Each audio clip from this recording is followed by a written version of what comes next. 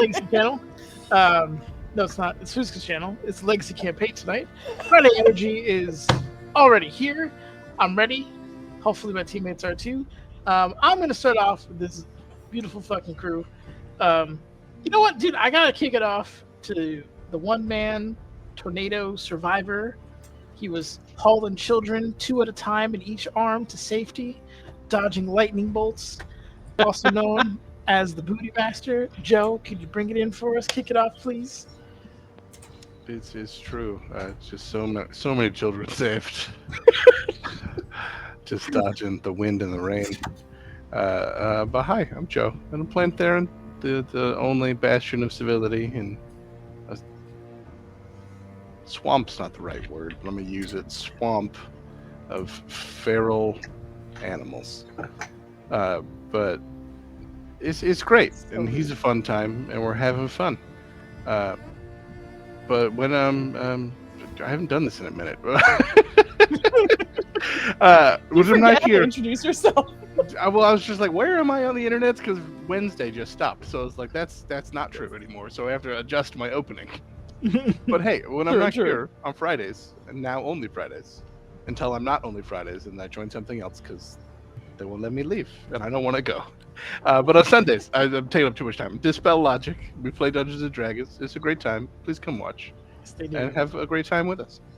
And that's me having said more things than were necessary, so that now Flandy can say things. Hello, I'm the Flandies. No children were saved in my vicinity, unfortunately. But hopefully no children were in danger in my vicinity. I don't know.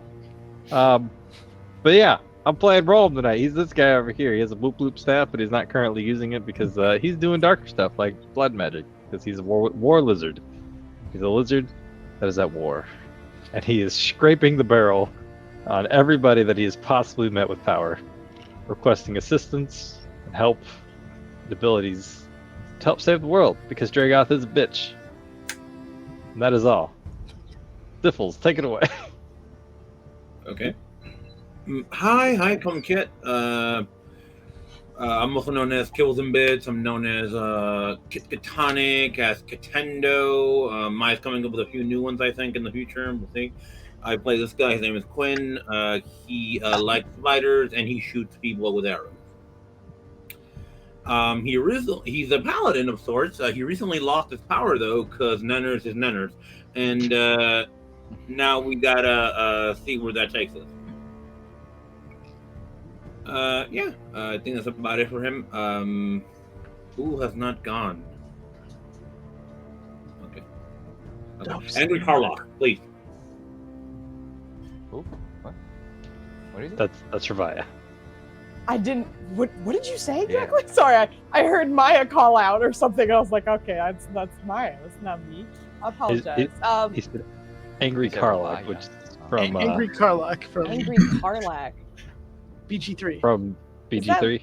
No, I know who she is, but I'm trying to find the connection. Is it just because they're tieflings? Like, what's the connection here? She's the nicer version of Ravaya. She's also a barbarian. That's it. All right. I don't think she is. I think Carlick is way nicer overall. Anyway, we're gonna. I don't think if you get exactly, Ravaya is Angry Carlock. No, if you add niceness to Ravaya, she doesn't become Carlac, is my argument. Anyway, hello, I'm Foos. I'm angry because I'm confused. And I am playing Ravaya tonight, who is a Tiefling Ranger Barbarian, who's just kind of fucking stressed, I think is what it is. But thankfully, her buddy Zolan is doing okay, and everything's all right in that case, at least. So, yeah, that's it. I'm here pretty much all the time. And I'm also going to sneak in the announcement that next Saturday, rather than difficult terrain, we're going to be having Flandy run his very first What the Fun shot. So, I almost said What the Fuck shots. But it's kind of the same energy, but we'll be playing that, and it'll be super fun. Very excited for it. And look out for that next Saturday.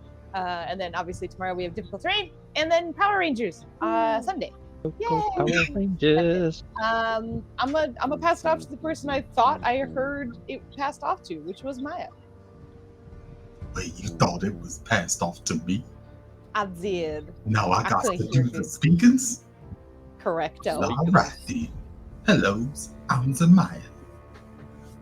I plays a euphemic. That right there is a changeling. She be druiding. Which in this group means correcting everyone's mistakes because they get hit a lot. Correcting everyone's mistakes. That's what she do. I am usually present in every single game on this channel. Pretty much. Which means that you may see me on the occasional Wednesday. And then on Fridays, like today, I am here for Legacy. And then on Saturdays, I am here for difficult terrain, except for when it's not difficult terrain, because sometimes it is now what the fun shot. That's Flandy's thing. I'll be in the audience, probably awarding inspirations to Saturday. Hopefully just the DM. What? Just DMs. That's who you give inspiration to. Sorry, I had to chime in and tell you that's who you should inspire. I'm trying to get Foos to get a turn in for a Wild Magic table roll for this first What the Fun Shots. Okay. And then on Saturdays, Rangers happen, and then they have power. Also, they like colors a lot. That's how the Rangers do. Watch me roll badly and miss everything I attempt to do. It's really... Everybody does. Despite the amount of effort I put in, I will miss. It is almost guaranteed. It's great.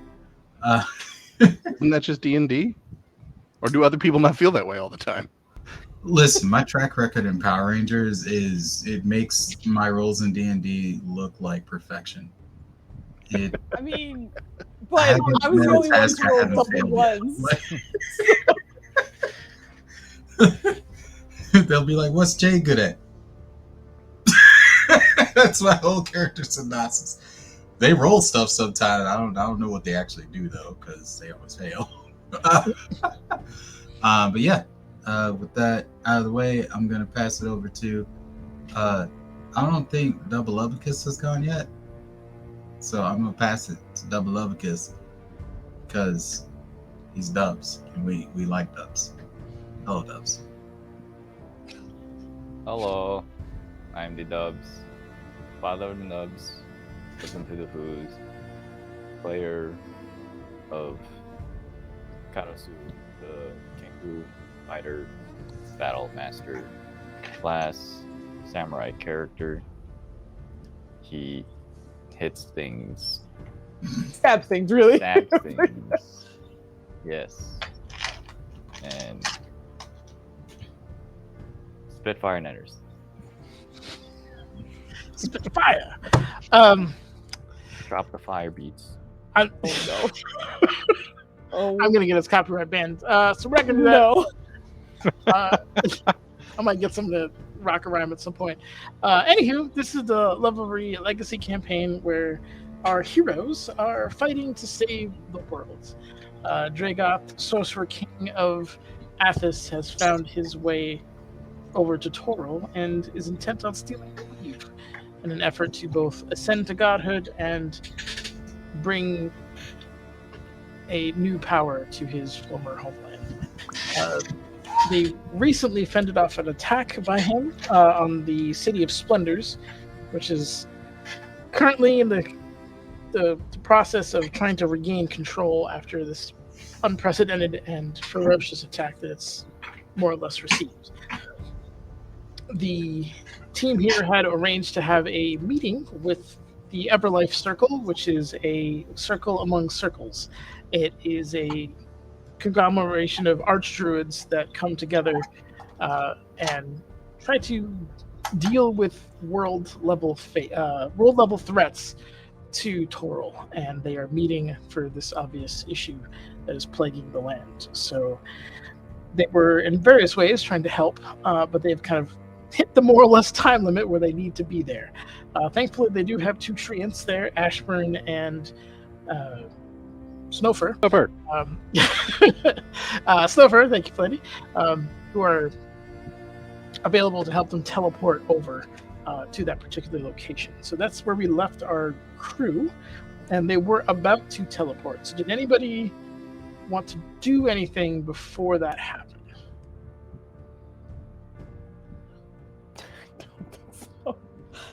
Okay. It's been like 2 weeks, but my whole brain is like, what was Revia's mind? What was happening? Yeah. She was trying to find Cecilia last I checked. Yeah, there was a big. I do remember that. I'm just trying to get into like where she was thinking for the next step. I feel you. That's what she does. No rush. It's not like you got to go right this minute. If it takes you a few minutes to get back in the character, figure out where you want it to be. No, I think I got my last minute thing in because I was working on trebuchet and. Yep. 100%. Wings. Oh, yes, the blueprints. Yep. Trebuchets and wingsuits. Sounds good. All right. I think Roland also had the realization that Dragoth probably has her as being an asshole up there.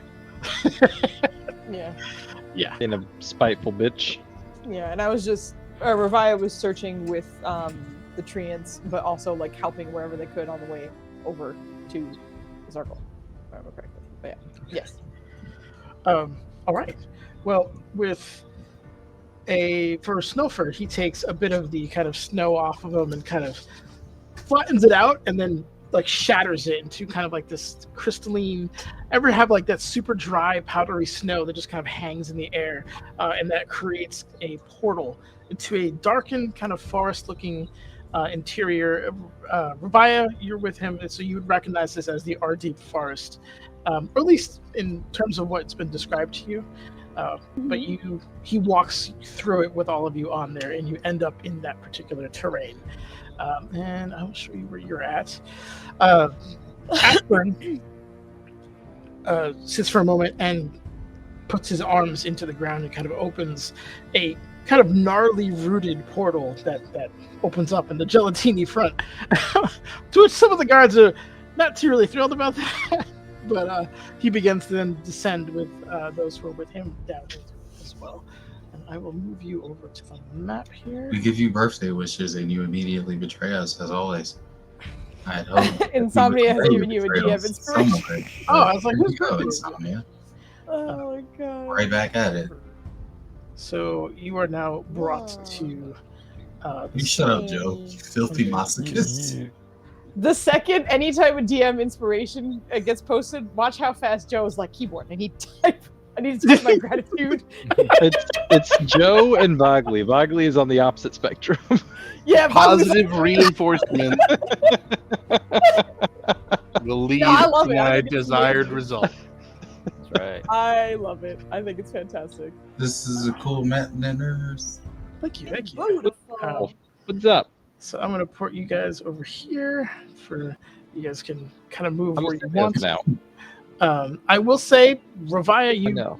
immediately recognize the Aarakocra druid kind of standing in front. She looks distracted for a moment, as if kind of thinking, but as she sees you all pour in, she just kind of perks up and wants to excitedly wave at you, but there's a little bit of decorum, which is weird for druids. They usually aren't formal in any way, but this is exceptional times, but just kind of gives you a hasty hello wave in a way that the other archdruids can't really see.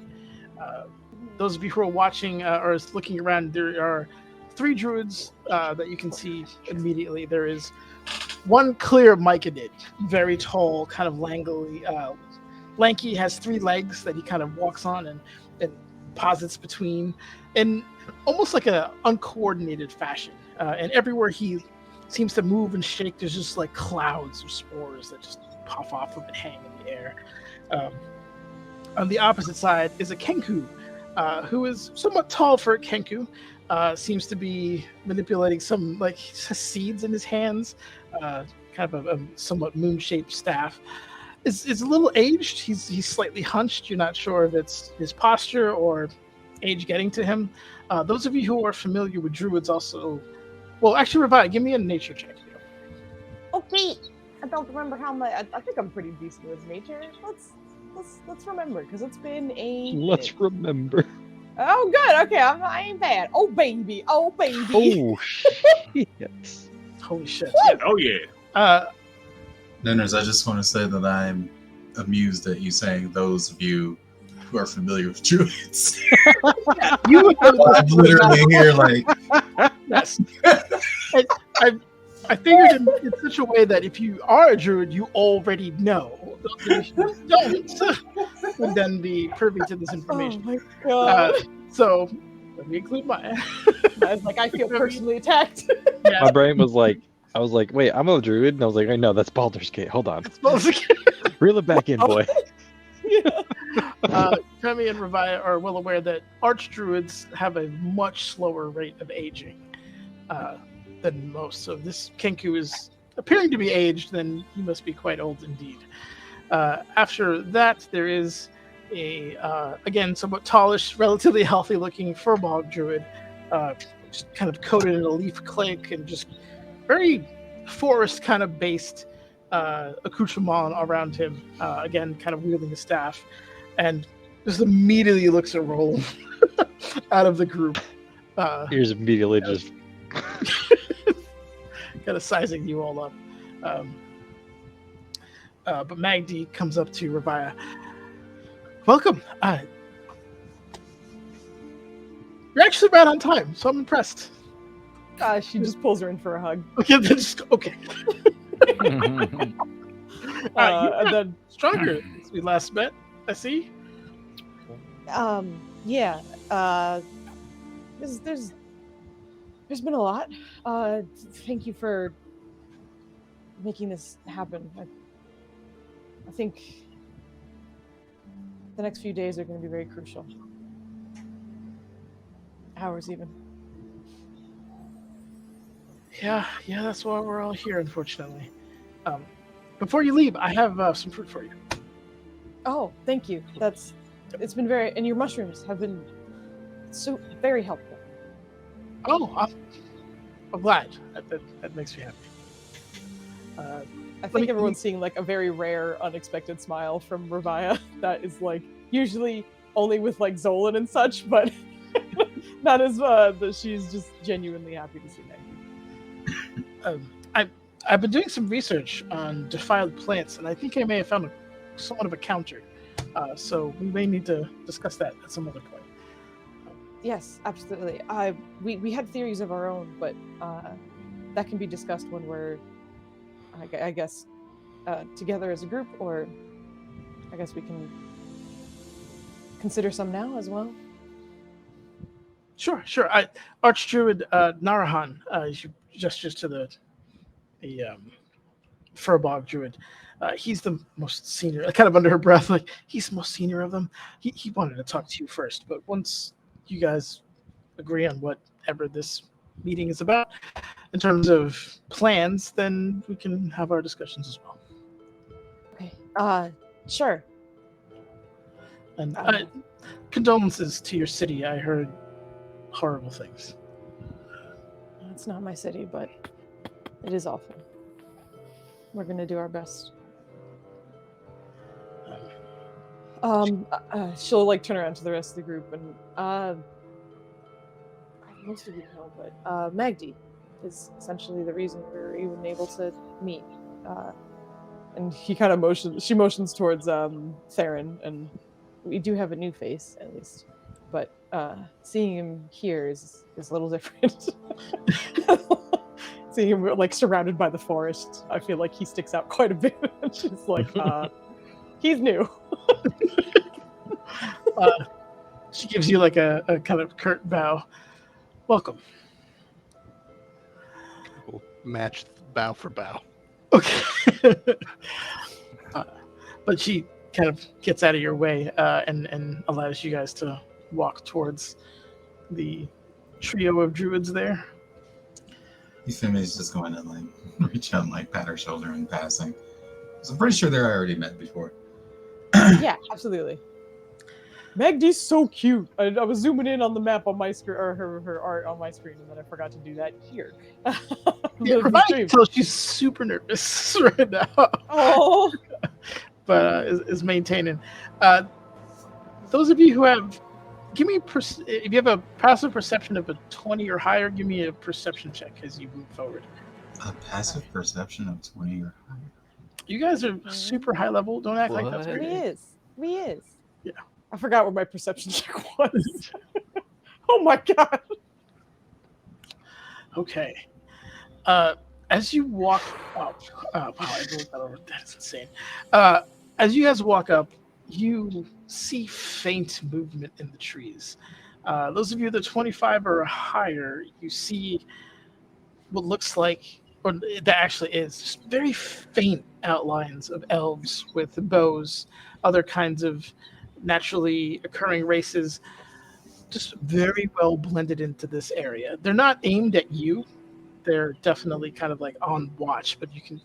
It's very, very subtle, and it takes people who are masters at noticing things that are just very slightly incongruent. But there is despite them having a relatively private setting, you are by no means alone here. As expected. I think as Revi is kind of walking past Magdi, she'll I guess nod towards Euphemi to be like, you should be right beside me as I'm walking up to these druids. Well, she was. Please. I was trying to place her on the map, so she was. Okay, good. I mean, like shoulder to shoulder, girl. There's a good 15 feet between it. Get up, thank you. I tried to Get put up. all your space, dude. Jeez. Like, I need you here. Where is Quinn, by the way? Unless someone's like standing on him, I don't think he's here. I miss Quinn. Quinn, hold on, I'll get you. How do you run a cluster with us? Are these are the ants, right? Up the top. I was just noticing two giant figures. Like, we don't have to worry about them, do we? Yeah. No, they're our buddies. Oh, somehow That's you weren't on Snowfur this and Ashburn. But I'm My just- concern happened moments before I recognized what they were. I was like, okay, context, they're probably fine. We're good. Should be. But yeah, moving past Maggie, I guess we're going up to the center trio boys over there.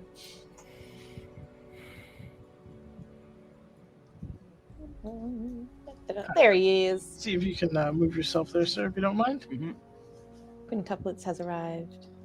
Quintuplets. I just want to point out that Nen has brought along Thad, therefore it is canon that he is actually here. Thank you. That is all. As soon as I recognized it, I was like, just log that joke away for when he has the Oh, it's not a joke. opportunity to It's say it. it's real reality. Yep. Realities. It's reality. There's gravity. There Oh, you and he even right sided up at him. All right, he's just chilling out in the corner. Yep. I'll do the Alright, he's fuse because anywho, you guys are approaching. As you come up, Narahal kind of breaks off from where he is and looks immediately towards Roland and kind of presents to him this roll, this elegant kind of roll that comes down, and it looks like it's made of amalgamation of like leaves that are somehow conjoined together. And on there, you recognize is the code of his tribe, and kind of gestures with one hand offering it to you, and with the other kind of expecting yours.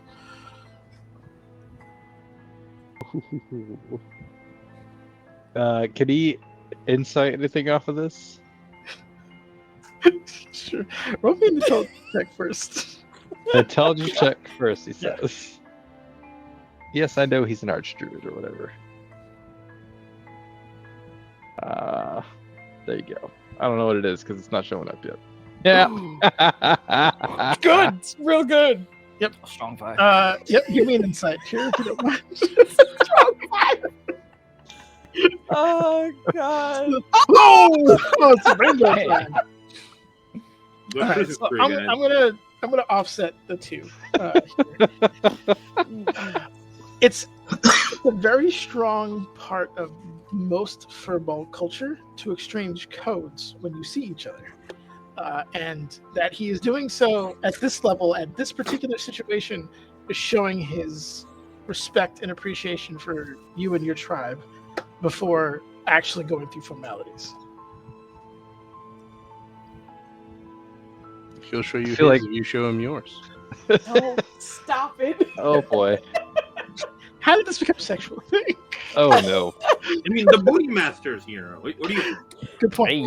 I'm sorry, I had to That's right. look this in. Roland was trying to like Gotta let him know. be in the back and out of the scene, and seeing this, he like kind of walks up and does his best to like oblige. But I am Like, I'm certain that he's not able to like hide that he feels some sort of shame, and it's kind of showing through.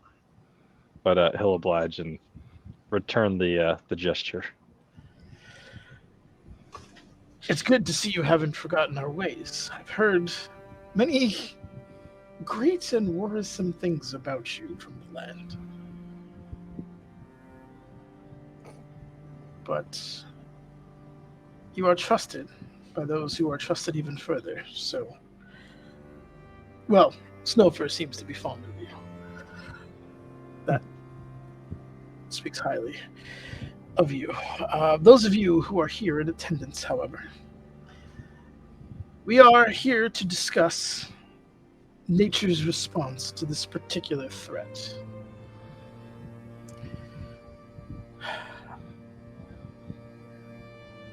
How do I start? My name is Narahan. I am an archdruid of the Circle of the Moon. To your right is Archdruid Porcino, Lycanid of the Circle of Spores. Porcino? Like, almost like a portobello mushroom. Okay, sorry. Yeah, go ahead, sorry. And to your left is Archdruid Festius, Druid of the Blight, and represents a somewhat different element of nature. Together we are what makes up the ever-living circle in terms of leadership. You said we got a weird look at her face.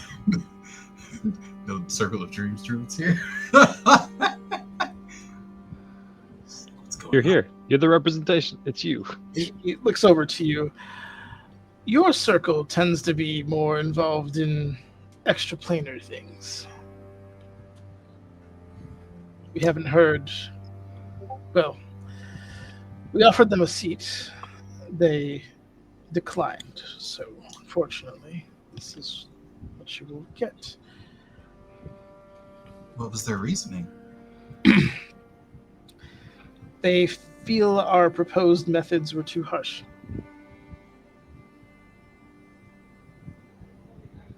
Do they have plans of their own? I imagine so. They were not privy to share that with us. I see.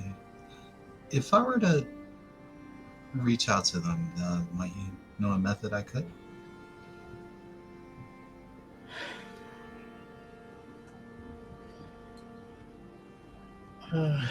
Well, I could grant you an audience after this. It would be much appreciated. Thank you. You're most welcome. Do you have any questions before we get started? We're here to present you with a few options that we hope could perhaps turn the tide. I think we should listen first. Discuss after everything's been presented. He looks over at Festius, if you would, and the little Kinku kind of walks his way over in a somewhat crackly, gravelly voice that I can't really do, so you have to bear with me. But he opens his hand, and there's kind of a bunch of like debris and dirt that spins around until you see what looks like an illusion of a kind of a almost like a thick mucousy like ooze, essentially, that's kind of slightly unstable in how it moves. It's of a teal-ish color almost. Almost looks like bioluminescent. Have you ever seen those the oceans where there's like that bioluminescent stuff in there? It kind of looks like that. And he holds it up, and my circle has proposed an ancient weapon that we, seldom use. Thankfully have not yet used it on this particular plane. We call it the God Blight. It is a natural defense against the divine who would stray. It has the power to consume, corrupt, and ultimately devour those who are of divine nature.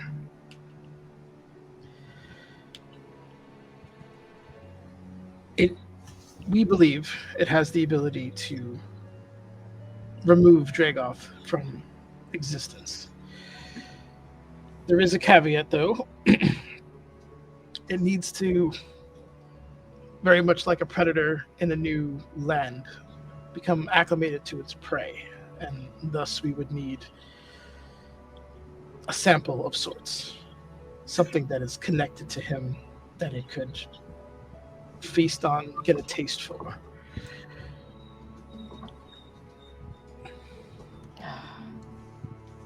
A sample of Dragoth. I'm not really sure we have that.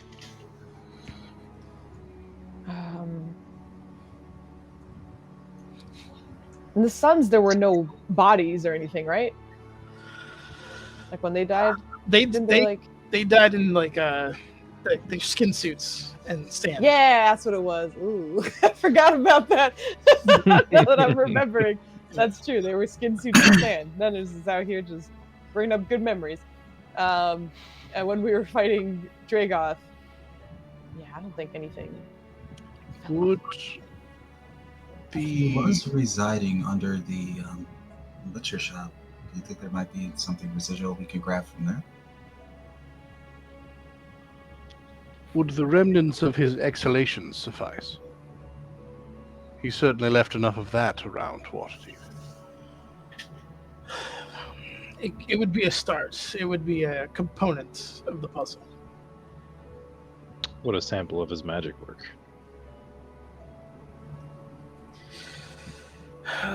Less so, unless you're talking about the magic that animates him. Actually, Just roll know what magic animates him. what happens after this weapon is used? It, if dosed correctly, will devour most of Dragoth.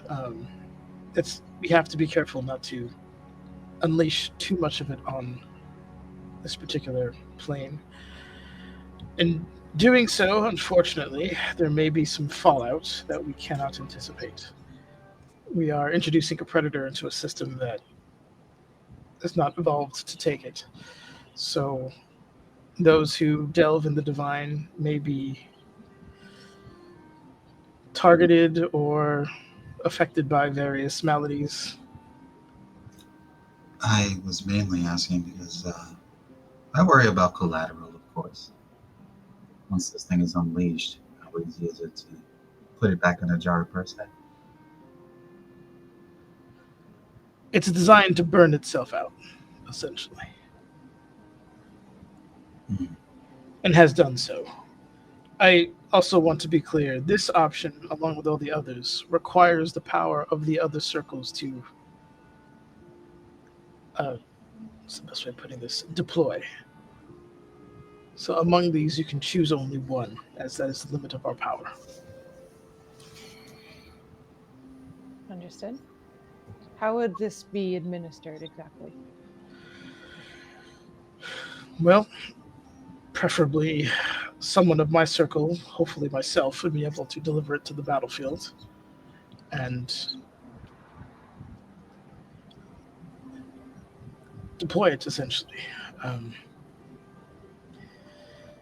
In a pinch or in an emergency, perhaps somebody else could do it, but the handling of it is incredibly important, and the risks of being devoured yourself are also very high.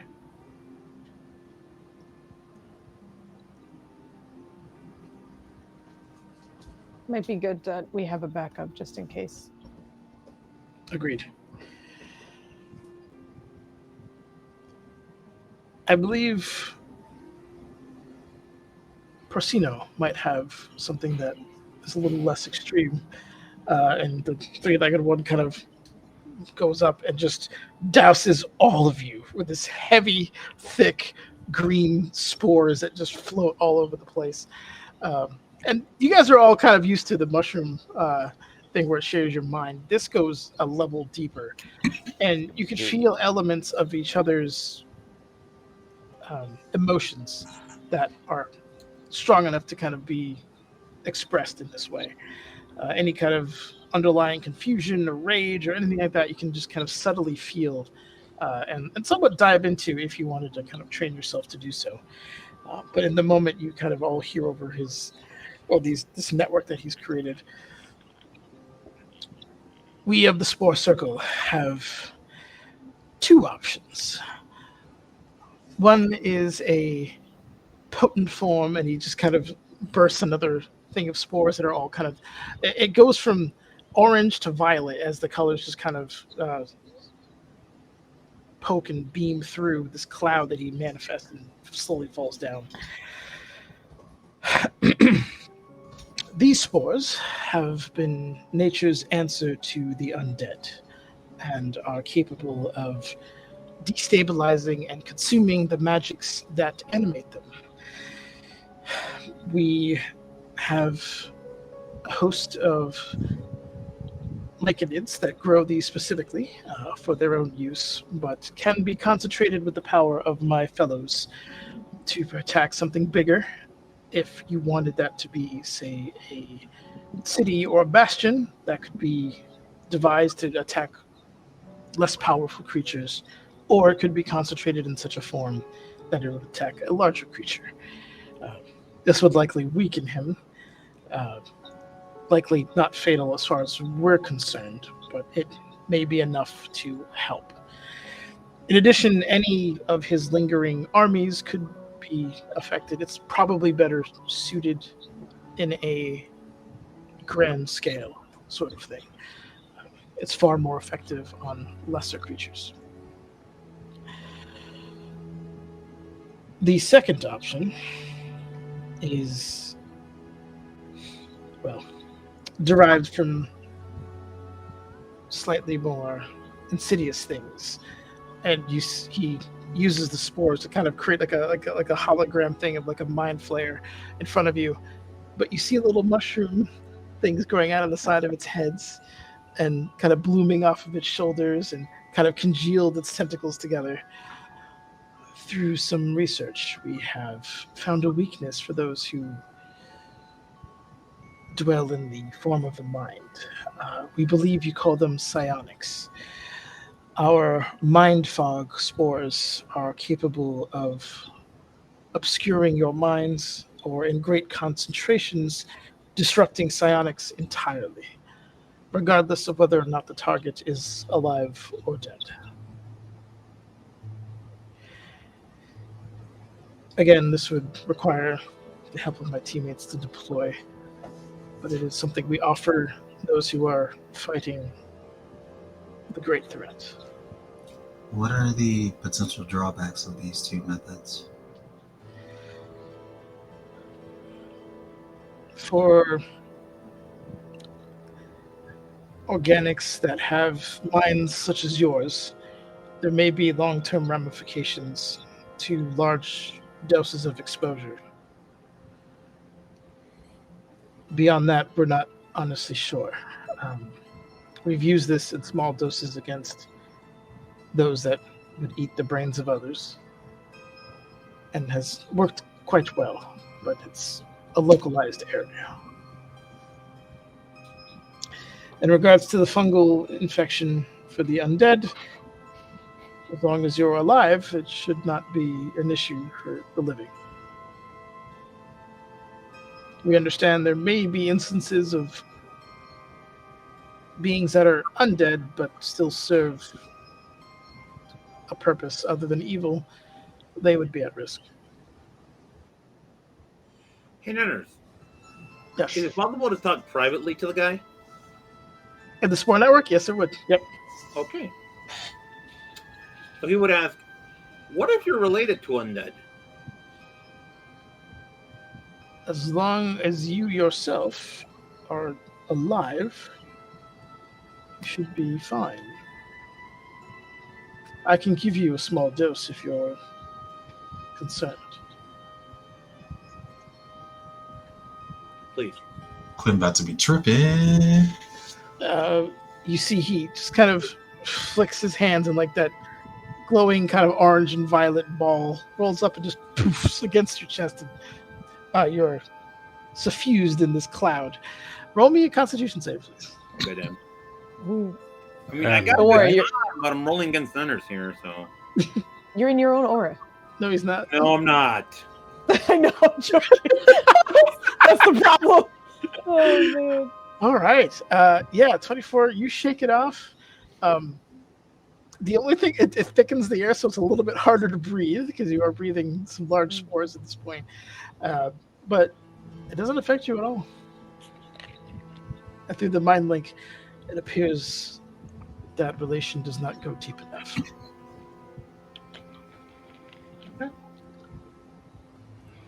It seems the second option would probably be the greatest boost to our allies that are helping us fight this battle.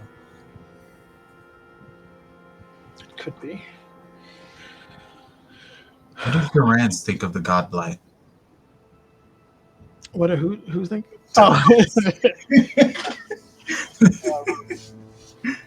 The other option, and he passes it back to Narhan. The circle of the moon is prepared to create, well, we're aware of your city of warlocks, and with some repositioning of our lunar body, we can create tidal waves that would destroy the city, simply wash it off the map. That would be the option that we would provide. In doing so, we would hope to destabilize Dragos forces on the ground, making it easier for you to, well, slay him. As druids, I imagine we've thought about the cost that would have on our ecosystem. Much like an infected body, sometimes you must excise the limb to save the being. It is not something we do lightly, and this is why we've convened here to discuss what sacrifice is best in saving this world. So a calamity that would destroy the city of Warlocks doesn't seem to pose as much danger to the troops, assuming they're pulled out. Could have environmental ramifications, but we are a circle of druids that can work around that. And then we have the undead, anti-undead spores, which have some unknown properties long term, but would be of immense help on the ground to those engaging with Dragos minions. And then the God Blight, which has its own risk. What do you all think?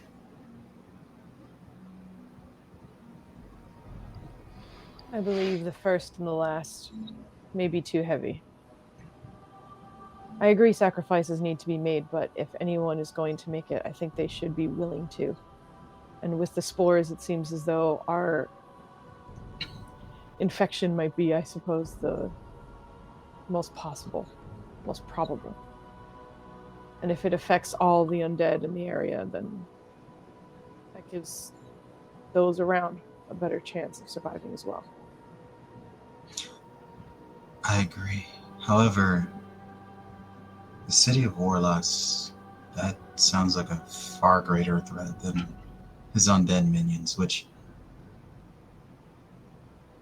I would say are far less of a challenge to deal with. Am I wrong? Isn't the city of Warlock full of undead folks right now? Isn't that the thing? Like, yeah. Oh. So, like, yeah. I was like, maybe I missed it, but I'm Wait, pretty sure. wouldn't the tsunami take out the undead and the Warlocks? There's also the mind fog option. Don't forget that attacks psionics, destabilizes it. There's also he's building that weapon in the city of Warlocks, much like we saw in New Guisanau.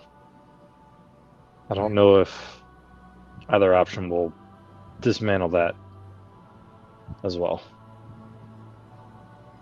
think those Can I options clarify? nearby Did is he fine. say he needed all of the circles, like more than just the ones here? Like we gotta rally all the other druids to make any of these They're happen? gonna, yeah, they would rally the circles needed to do it. Okay. They're just telling you Sure. that it requires, each option requires all of their efforts, essentially. He's saying we can't a la carte. Correct. Get out of So here. I don't think we could We're do not killing multiple. the Monk. It just sounded like we had 3 options, but it's like, well, if we can get the other druids on board, that's just part of the math for me. Yeah, If no, I gotta the talk druids are people on into board. it. Yeah, you're just trying to figure out what option is best. Well, Euphemy's definitely determined to figure out what the dream druids have up in their minds. Oh, twisted thanks. Rude coming in here Wow. inspiring not the DM. I appreciate it, thanks.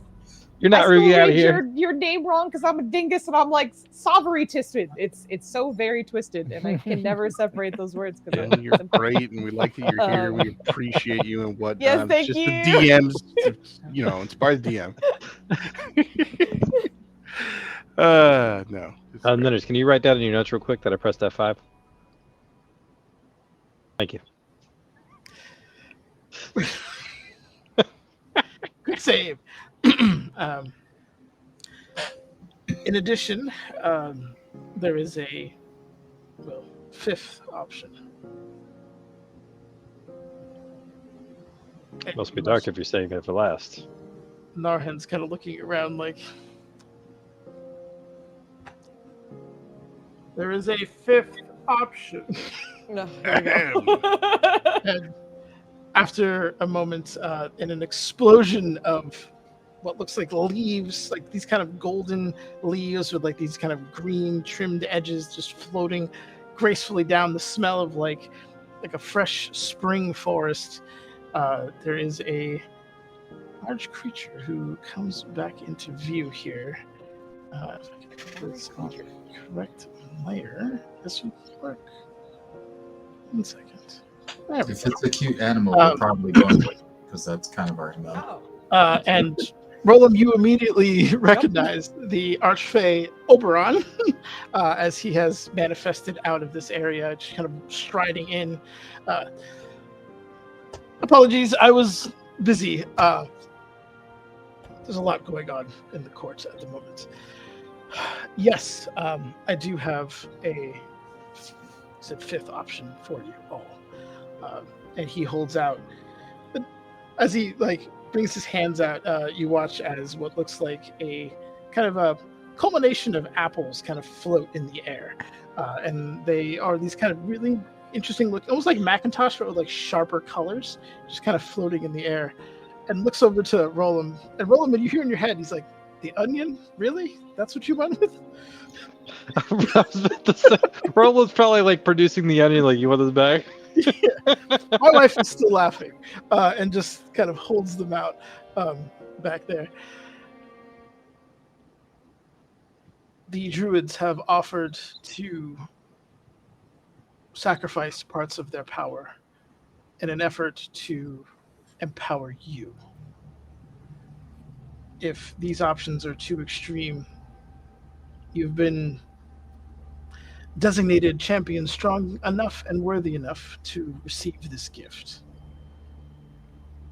It will bolster your already incredible talents to their limits and give you the best independent shot at your foe. Euphemy's gonna step forward and kind of give Oberon a respectful smile because she was in Feywild for so long. Go ahead. Sort of familiar. But she's gonna be like, so they already poured their power into this? No, it's an option. I worry that they're going to need everything they can to help this world recover after this battle is done.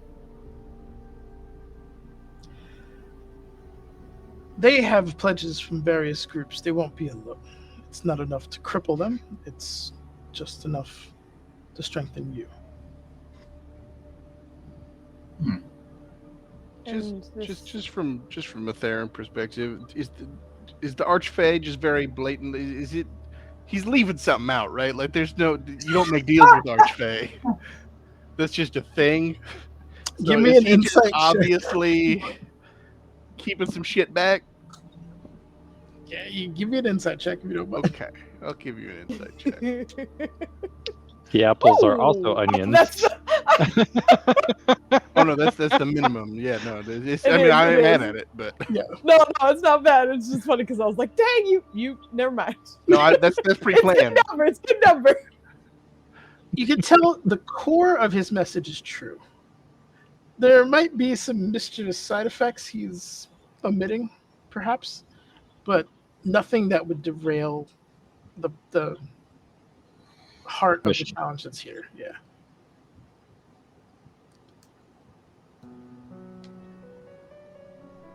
I mean, you've Much already like the signed other- blood pacts, so I didn't say I'm opposed to it. I just like to be informed. Sign it, sign it, sign it in blood. Revive, It you were is- trying to say it is. something like 4 times. Okay. Like the other options, is this dependent on every circle contributing? Most, not all. Is this enough to offset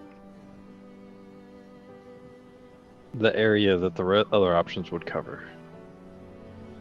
It depends on how you use it. None of these are guarantees. There may be complications if you wish to take fate and, to, I guess, a greater degree, the world in your own hands. The option is there. You've earned that right. And just so those of you know, in their terms, this is a boost to 20 for everyone who has this apple, just so you know. power. You said Thad's here, right? He's here. Yeah, that's here. He eats all the apples. Oh my god. It's a level 80 It's a circle of barbarian running dreams for me. around. Oh no. Oh. Do I have that in your information? I do. Good job, me. Yeah.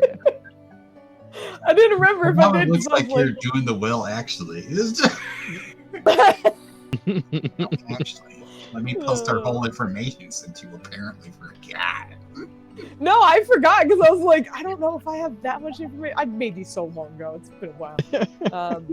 I think Revia will genuinely kind of like quiet down, since I think she, Euphemi, and Roland have been kind of talking a little bit. So I think she's gonna quiet down so the other three boys can speak up if they have opinions. Up onions. Opinions. Up onions. Well, I would say this.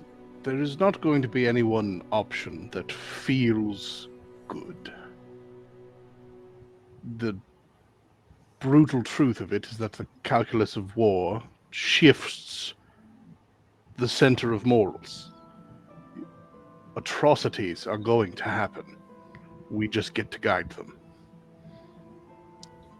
While power in my own hands, via that apple, is something I can more directly control and have confidence in, I don't think that this group empowered is enough. I think inhibiting the undead will significantly increase morale amongst those who witness them held at bay, for they are unnerving to most who have never dealt with such, and are a clear source of villainy, but I do not think that it will turn a tide. If we are going to seriously stand up to something as powerful as Dragoth, we cannot hold back our strongest weapons.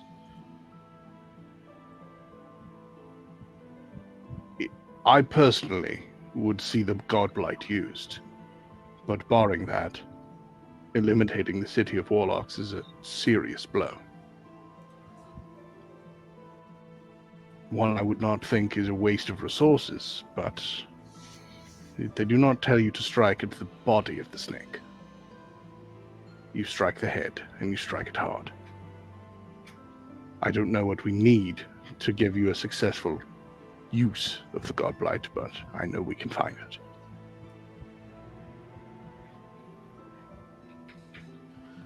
She's gonna look at Quinn. Vote for that? Okay. Good, good. She's looking at Quinn now. Quinn. Hmm? What do you Looking for think? your 2 cents. Or nickel. He's very much just concerned about what everything could do. He sees a drawback in almost everything. He doesn't really know what to say.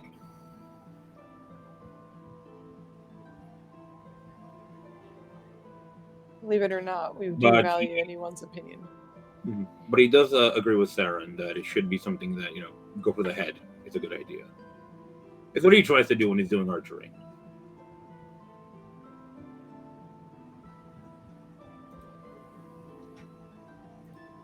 I guess it comes down to the strong feelings, whichever we're mostly leaning towards. What were you going to say, Maya? Oh, she was gonna ask what Katasu thinks. Katasu shooting you with rubber bands. Stop that. Give me that. Wait, can we kill Dragoff with rubber bands? If we And get You know how to enough shoot shoot rubber them right. bands. Most people shoot rubber bands wrong. You got to stretch them on one side so that they're taut on one end and loose on the other. That gives them rifling. They spin and shoot straighter. There you go. All right. The rubber band's plus 27. So we just rubber band Dragoff right between the eyes. It's one of the things I looked up when I had my niece and nephew got old enough. I was like, what are some fun things I can teach children they shouldn't know? Oh boy. The dark arts. They haven't quite gotten old enough for me to trust them shooting people with rubber bands, but it's common.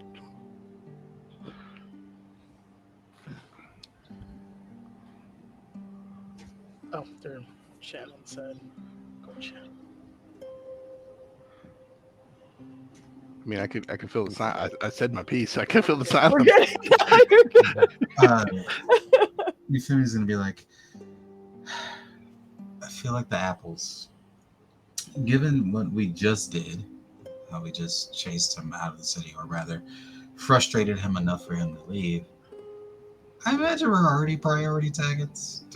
So if we use those, oh well, there is a chance that he might even ignore everything else and come right after us, assuming we display whatever awesome powers that grants us, which might not be the worst thing for anyone other than us. Away, though.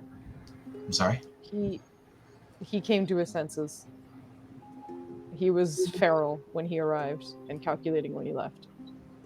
True. As you mentioned, we're already targets, and I think she's going to look at Oberon. Really appreciate this offer, but I think this one feels the most selfish of them all, and it doesn't really mean that we can save more people. It can, but I think the others have a better shot.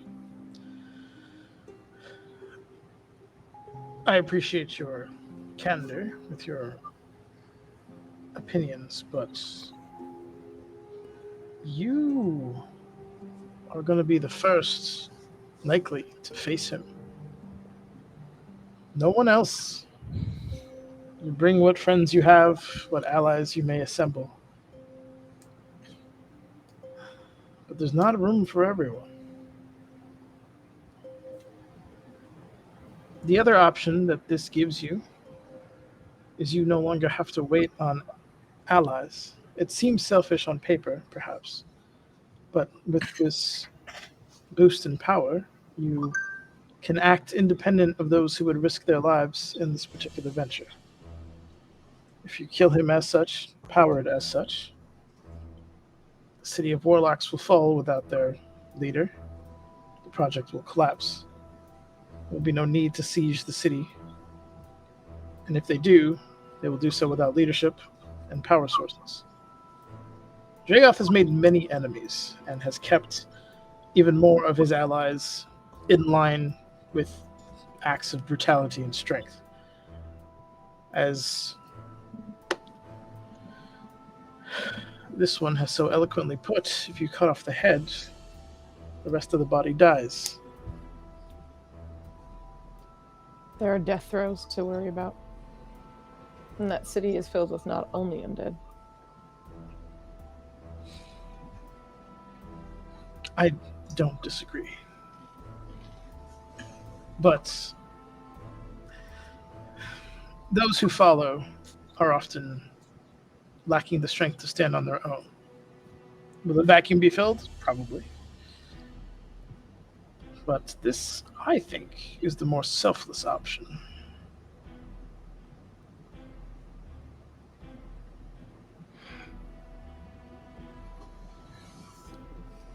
She just stares at the archfey. That's a very strange line to hear coming from.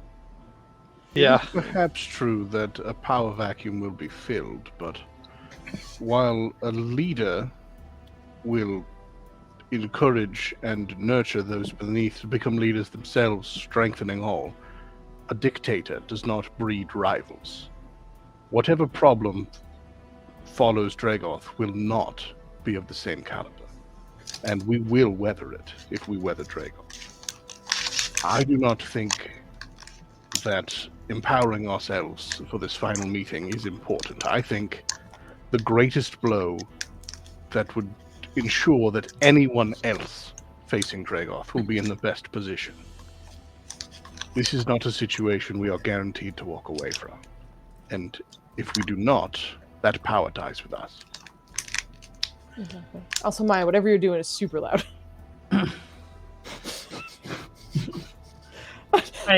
Joe's killing these lions, and all I'm hearing is crinkle, crinkle, crinkle. It's the snapping of twigs and leaves and the druid. Yeah. The ambiance, Foos. You're just not in it. Oh, jeez. There is but one more element I want to perhaps add. Jesus. Is that of time. It is no secret that the backbone to your resistance lies in the city that is currently burning. The minds and governments of mortals are ill-equipped to mobilize quickly. Sure, you can scrape along those with sense, cobble them around, and make deals that you will surely regret later on. And maybe you will get there in time. But there are sacrifices you don't anticipate down that road. Alliances, even in times of great need, have costs.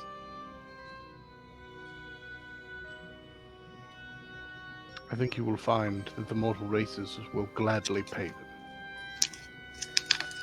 In my admittedly limited dealings with immortal beings, I find that we are often underestimated. Your broad view of history drives a lack of ambition. On a smaller scale, I'm sure your grand designs are easier to see from your perspective, but we accomplish before our short time is diminished, and we will get this done. Remind me again, Theron, why are there masked lords in Waterdeep? That's a question that Theron knows the answer to. John does not. I don't remember. Out of curiosity, what is the splash radius of a divine smite from a deity? It doesn't matter. He ain't nothing but a Standing too bitch. close to Theron. He ain't nothing but a bitch. I think it's because Listen, we've already gotten killing the stolen leaders. by You one gotta guy. have By we, I mean. you gotta have mass leaders so nobody can assassinate the leaders. But You I might made be my wrong. argument for me with your preaching of ambition. That's exactly what's going to hold you back. Look, it is your decision. I just want to make sure you're looking at it from all angles before you make it. I think that's what makes the decision difficult. Indeed. Making the decision for multiple people without them having any say. What is the burden of power? I was leaning towards the spores to at least give the civilians a fighting chance on their own. But you bring up a good point. Their fight won't necessarily help directly weaken the final fight. And if we can strike a blow fast enough, perhaps we can alleviate all of the necessity for fighting below. I am still leaning towards the tsunami, as it takes down the warlocks and at the same time may damage whatever weapon is there. And there aren't too many undead that can stand up to the force of a giant tsunami. Also, considering the battered state of Waterdeep, I'm agreeing with Oberon in that it may, or definitely will, take them more time than expected to muster their troops, and even then they'll be in a battered state.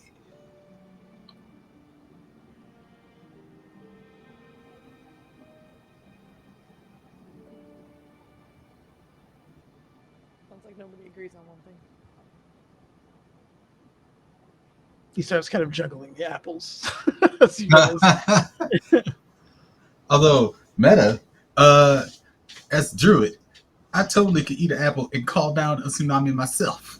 If I think about that. If you want to talk about meta, I get a D6 sneak attack damage, and that's it. The apple does not help me for shit, but that ain't why I'm arguing against it. I mean, Euphemia's never going to side with the Godblight because she imagines that Destin will be like, give her a big ass. Yeah. The fuck you doing? What?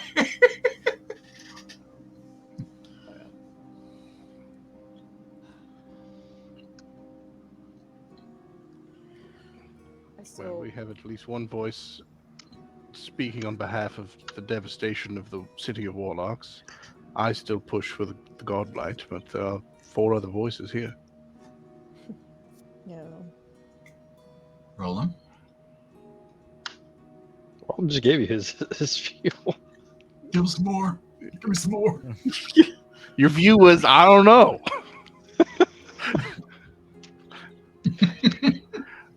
Hold up. Yeah, you know what? The last 2 seconds, view has been solidified. I understand this is not something that can be answered quickly. Take your time. We've gathered here for such an occasion.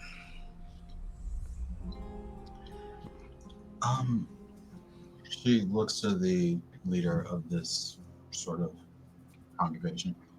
And you mentioned you had a way for me to contact the Circle of Dreams Archdruids? It'll have to be after this meeting, but I do. I see. Well, we still have that as well. I don't mean to burst your bubble, but I wouldn't really expect terrestrial help from them. That's prejudice against Dream Druids, and I don't like it. But has flashbacks of when Maya joined the team as this druid, and I was like, "Yeah, but you're a weird druid. You're not like a nature druid." She was like, "How dare you? You can't win." I think if Euphemia looks past the initial insult, there's some truth to it. They've always, a lot of dream druids don't see the land as theirs to protect in that such a way, right? Their realm is beyond. It's amusing giving her mission to come here and help save the world. But at the same time, she's not saving Galarian, so, you know. Would this support and power, I assume, overcome the anti-magical properties Dragoth has unleashed?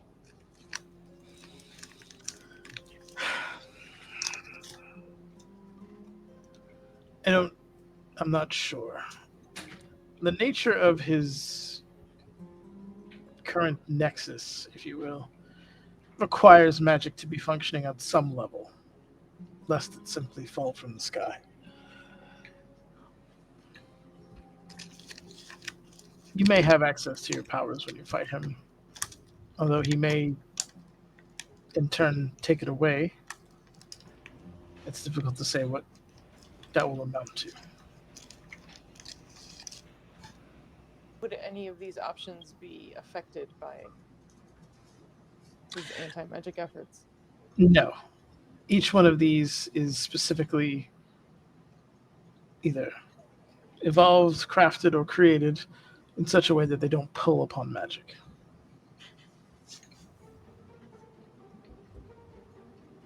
So, Hey, Manners. Over the spores, right?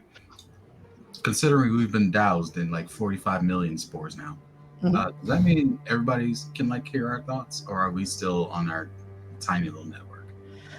you can. These spores are more advanced, so you can share thoughts and emotions with others. Mhm. You can keep some to yourself. There's kind of a balance to it that you can feel. So, if you want to broadcast how you're feeling and what you're thinking, you absolutely can. If you want to make it more selective, you can do that as well.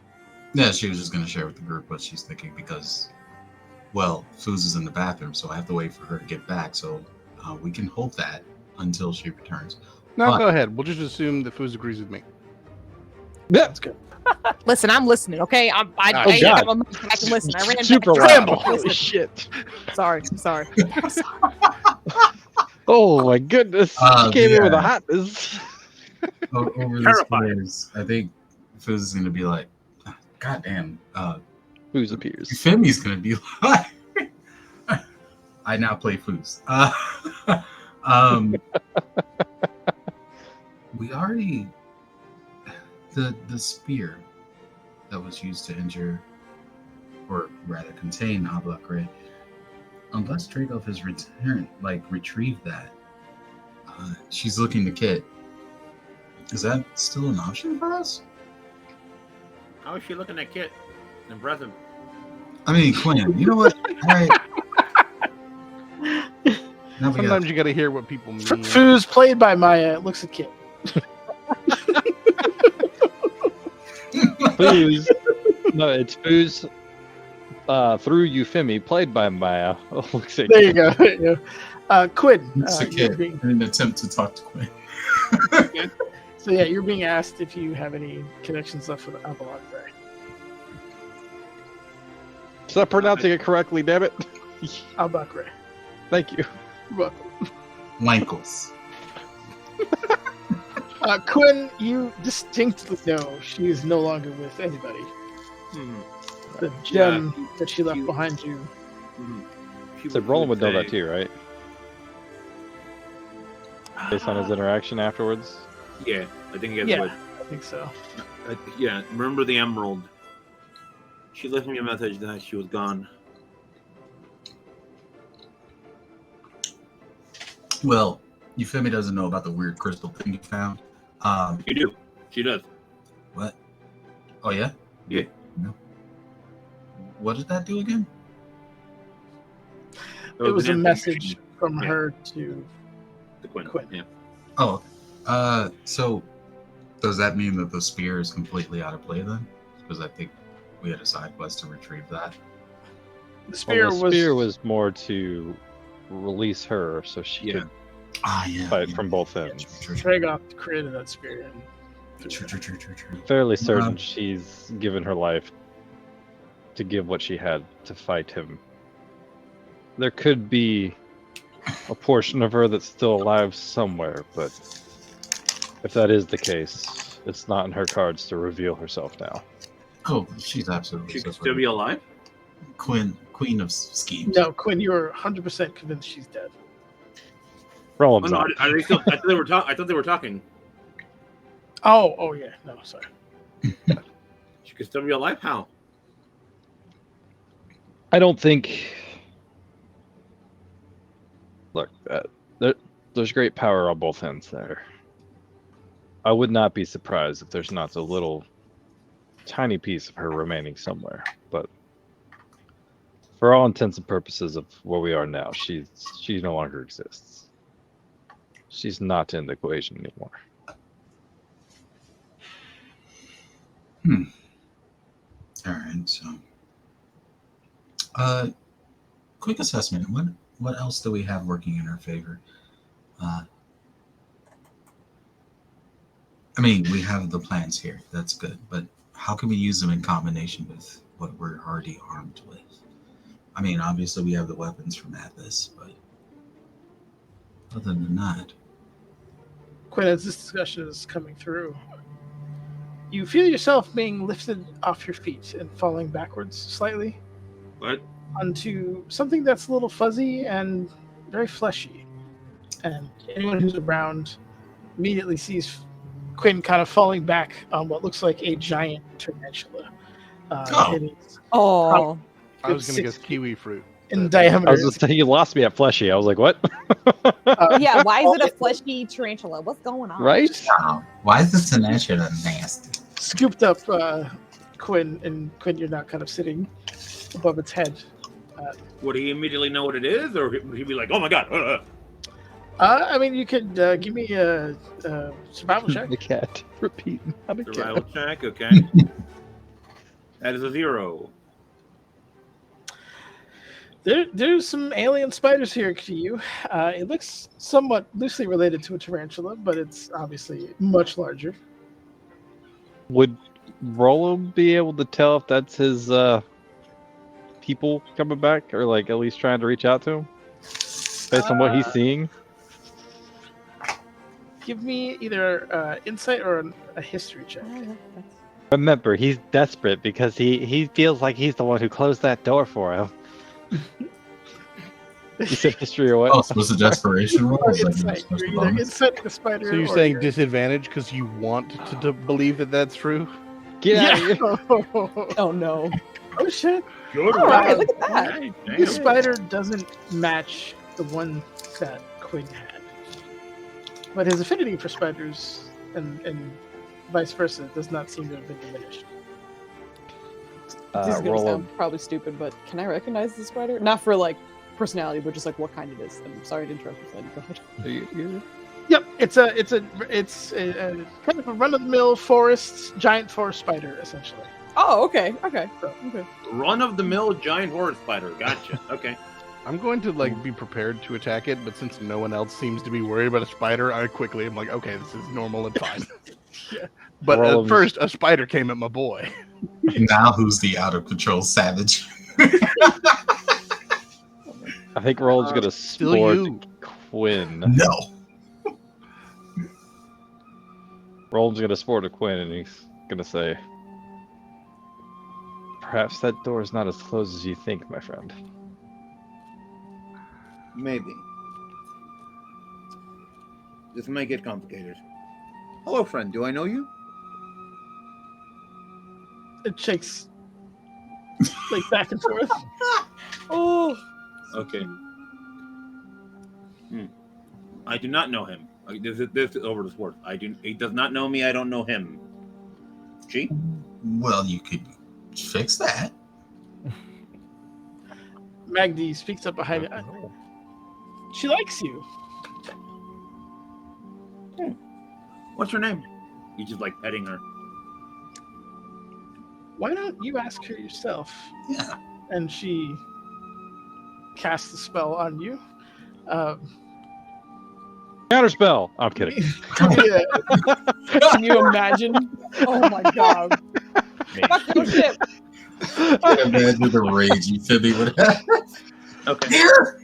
There's a large part of Theron that wishes you would, because I'm sitting here this is nice and all, but end of the world Dragoth shit we were just talking about. The only reason I said that is I feel like there's a part of him that would be like, "Oh my god, a spell's cast. I haven't been able to do this in so long. I gotta rip that apart." Oh, fuck, my bad. But you feel this kind of light greenish energy go over you. Mhm. And Does he know what it is? Con save. you hear the birds speaking. Oh, cool. A lot of it is pickup lines. That makes Slightly sense. alarming. They sound like I'm just imagining one bird that's just yelling, "You up?" We need this. We need this. What are these lines? Let's I need go. at least one pickup line from these birds. We need. I'm doing you up. There's a lot of birds out here. We need 3 of them. Let's go. Yeah. Oh god. I don't. How You gotta know. I gotta think like what? Don't break the Alright. immersion. What would Jay say? What would Jay say? Jay, call upon your pervy powers. What are birds like? Bugs? What are birds like? Flies with that shake? I don't know. They'd just be all kinds of really cheesy bad one-liners. Hey girl, like how about I flies take you back to my nest and- and I regurgitate some worms into your mouth? and some. Oh. Oh my god. Oh, Just- anytime I see a Oh. bird now and they're squeaking fucking love songs, that's all I'm gonna think about is they're using shitty ass pickup lines. And Just sometimes nonstop it works. pickup lines. Sometimes I it mean, works. have you ever looking heard to the- lay an Have egg? you ever heard Because the I'm all cicada about singing? getting them That's what they're laid. doing. An impromptu dance battles. I think after he hears the birds, he'd realize what's happening, and he would look down at the spider and he would say, "Quentin of the House of Gwynon greets you."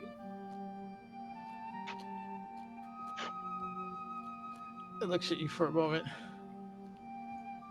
Kind of all 8 eyes creating up to you. Shakes a little bit. This one has no house.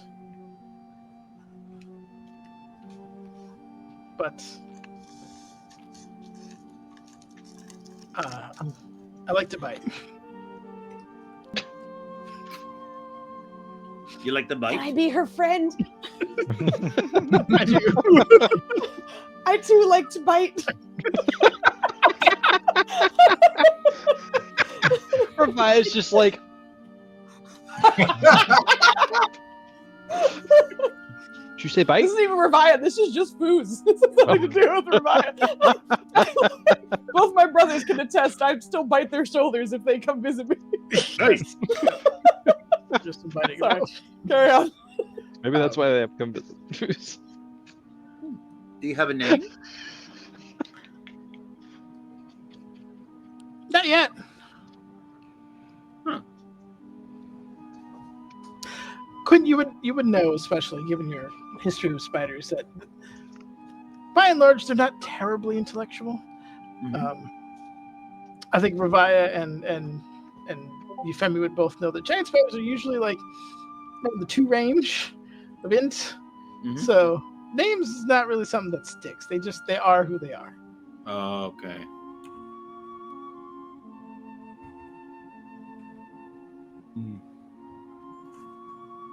Okay. Yeah, he would like just continue like petting, rubbing the spider. My people tend to do that. We tend to name spiders. I just thought you'd have a name.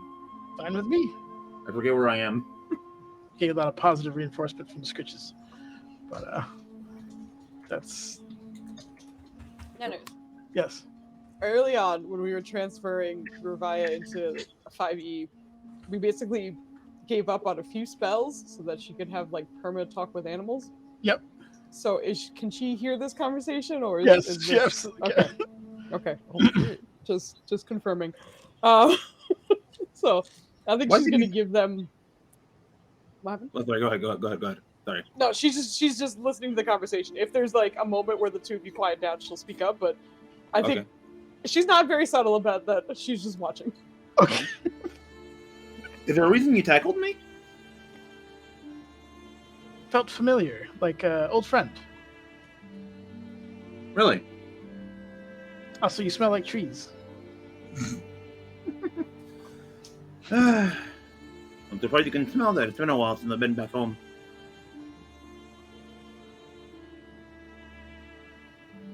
She just kind of shrugs. Well, it's nice to see another one of your kind. It's been a while. What are you talking about? We're all over the place. I know. I just haven't seen any of you. I spent a long time in a place full of water. Well, you only have 2 eyes. That's probably why. Maybe. And you only have 2 legs. How do you survive?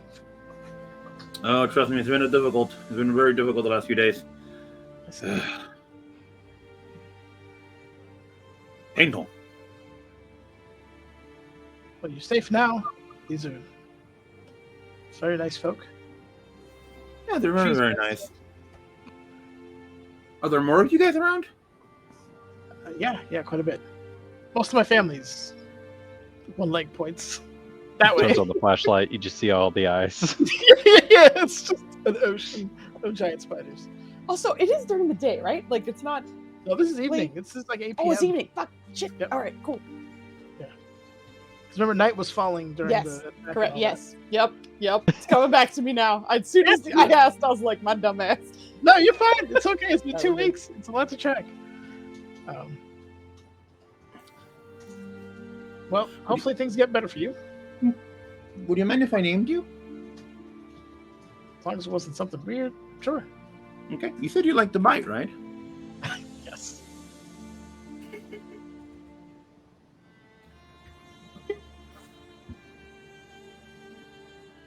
From the words of my people, I dub you Ketsuma, Kid. meaning he who bites, or she who bites. She who bites. Okay, I like that. I'm the only one in my family who has a name. And I'll leave you to The catch bang. again. Yep. Ravaya, did you want to interject before I? No. The rest of that conversation, she's just. I think he needs a moment to just have a talk with the simple spider. So, just gonna let that be. All right. Oh no.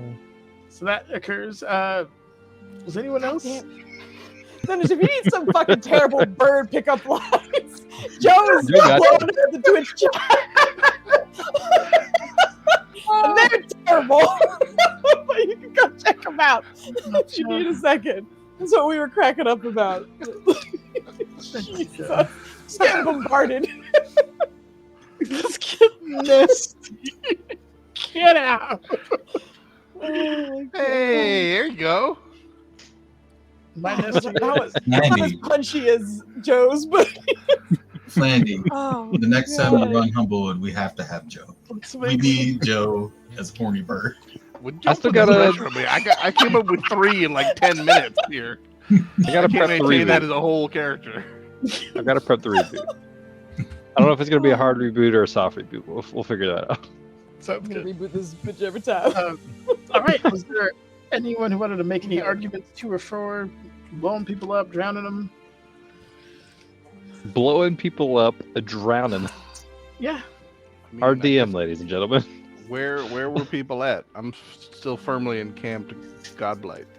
Yeah, I Yeah. think just for the sake of convenience, we can probably yap about this meta so that Yeah. characters aren't Exactly. yelling at each other forever. Ravaya is definitely leaning towards the undead spore situation.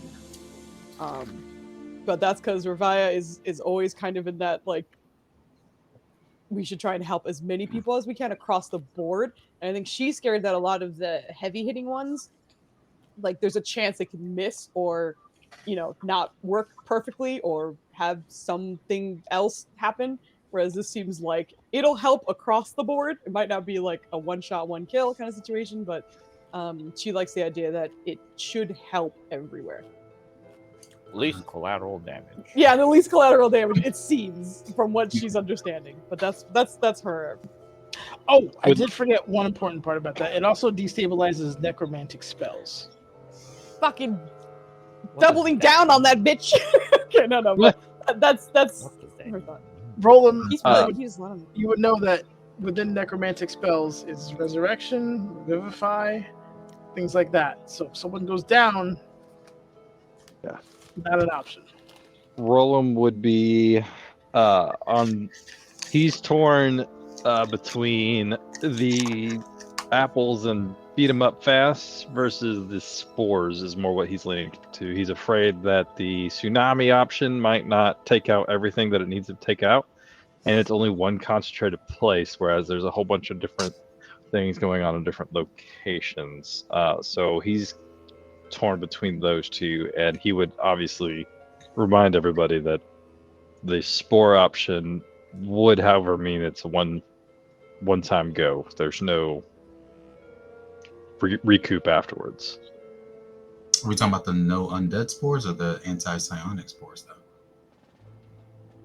though? I think the undead would be more what he's leaning for because that's going to give the civilians the best chance to rally and or make the fight go on a little bit longer, hopefully enough for the rest of the groups to figure out their shit to mount an offensive. As she said before, Euphemie prefers the tsunami option because she wants to knock out the city of warlocks and whatever weapon is based there. She's hoping that doing so will prevent them from pretty much either getting in our path or attacking an already extremely weakened Waterdeep. But if we don't go with that option, then she is also partial to the anti-undead spores, although the caveat is, as the person who frequently picks up dead body, well, not dead, but like wounded party members, she's just like, yeah, but if one of us falls, it's going to be really hard to get you back up. She really, I'm going to make a will save to see if she doesn't look at roll. Because he gets KO'd more than anybody. Again, it's like us yapping in meta terms. We've never had to revivify anyone. Or like resurrect. Like not saying that Nenners is like, well, I'm gonna keep that going, but you know, the idea that in terms of the team like losing people, interestingly enough, like obviously everyone worries about each other, but I don't think there's ever been a like someone died scare. So Well, maybe not in this group, but the wider world has plenty of people Oh, that of could course. die and might be revivified. No, of course. I'm just thinking about it from like the team's perspective, especially Sure. from Revia's idea, where it's just like we can usually get to them before it's a problem for the immediate team, of course. But yeah. Would that also interrupt blood magic? I love the like squinty eye when you ask that question. Yeah, no, it wouldn't. As long as you're not using the blood's power to cast a necromantic spell, then it won't interfere with it. Okay.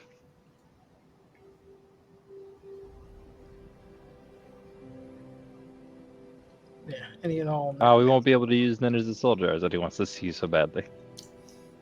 Can throw them at Dragoth's head. Fuck you. Our DM said we should use this at some point. You already used it. You're fine. We got 3. Joe? I mean, I will still say that the Godblight is going to save the largest number of lives, strike the most significant blow, and the threat is Dragoth. Everything else is extra. And if Dragoth is gone, everything else is solvable. It doesn't feel great to pick an option that doesn't help the most immediate people. Knowing that the civilians dying to zombies sucks. But it's the brutal calculus of war. End the war, people live. Especially if losing is Dragoth in charge. We're saving all of future people. The problem with the blight, though, is we don't have anything for it to lock onto right now. We would have to devise a plan to solvable that problem. beast. Well, not only that, they said that it can also destabilize like everything, like divine and everything. So even if we knock out Dragoth, we might be knocking out another god, and then that might just catapult in some other shit. That's fine. If the gods want to fix it, they're welcome to. But since they're not, I'm going to. I don't give a shit. That's good. Sorry, meta purposes, if you don't get high enough of a sample for them to use to lock Dragoth, then it has a higher chance of misfiring and targeting other things. Like I said, most of Waterdeep's got his saliva on it. His ignited glass saliva. Yes. Is that saliva? It is. No, not anymore. It comes from inside his body. Yeah, saliva. Yeah, but blood comes from the inside of your body, and that's not saliva. My point wasn't that makes it saliva. It means it's a piece of Dragoth. Oh, okay. I see what you mean. Gotcha. No, I understand why it came off that way. Okay, that leaves Dubs and Kit. What do you guys think? Maybe tsunami? It's like a small area. Sure. Just wash that bitch out. Okay. I think for Quinn, it would make more sense for him to agree to do to go against the undead here. Okay. So, oof. Yeah. I do also want to, from another meta perspective, if you do the God Blight or the power up one, it gives you guys the option to kind of skip the City of Warlocks and go straight to him. If you do the other ones that involve the city, we'll not have to, but we'll play that out, obviously, to see where that goes, and then however you decide to set up that. That all being said, if you go the macro routes, even though it will obviously destabilize him, those plans also go further, as you guys know. Like, he's already at a point where he's almost ready. So there's a timeline effect in here just to factor in. Theron, or rather, Joe, how do you feel about getting that extra D6? I mean, I couldn't, as a player, I couldn't give a shit about the extra 2 levels. The 2d8 health is meaningless at this level of damage we take. The extra d6 of sneak attack damage also in a lot. But other people who didn't multi-class, and that is the sacrifice we make as multi-classers, is we don't get level 20 stuff. But also, rogue level 20 stuff is kind of shit anyway. So, whatever you guys want to do, you guys are going to get some powerful stuff. It's not a bad call, group-wise. Yeah, But from arguing from Theron's perspective, it's you deal the biggest blow to the biggest threat, and you triage your way down from there. Meta-wise, how many apples is he providing? Is it just the people who are here now, or there's like enough extra to give to like D'Artagnan and It's a couple other one allies? for you guys each. And one for Zoli. What about Of course. Also maybe one- like, I don't know, Afra and Thadic? I just want to point out Thad's actually here. You brought him here, so Oh, nice. Dad's super dead. Get out of here. No, he's here. You brought him here. He's right there. I can see him. He's in the corner. Where's my little? It's okay. Give him an apple. A level Right there. 20 corpse is still a corpse. Right there. You're just a little shiny. Oh my gosh. Yeah, I would say that was probably a good time to take a break. If you guys obviously want to. No, genuinely, I was like, this is a good time. Let us marinate. Yeah. What if Yeah. we cast Summon Leah? That would be so great. I was miss Leah. Yeah. Someone's being loud again, but anyway, I think we're going to take a break. Be back in like 10-ish minutes. That's good. We'll just round up and say 10:35. Let's be back 10:35. by then. We'll be back. Bye-bye. Okay.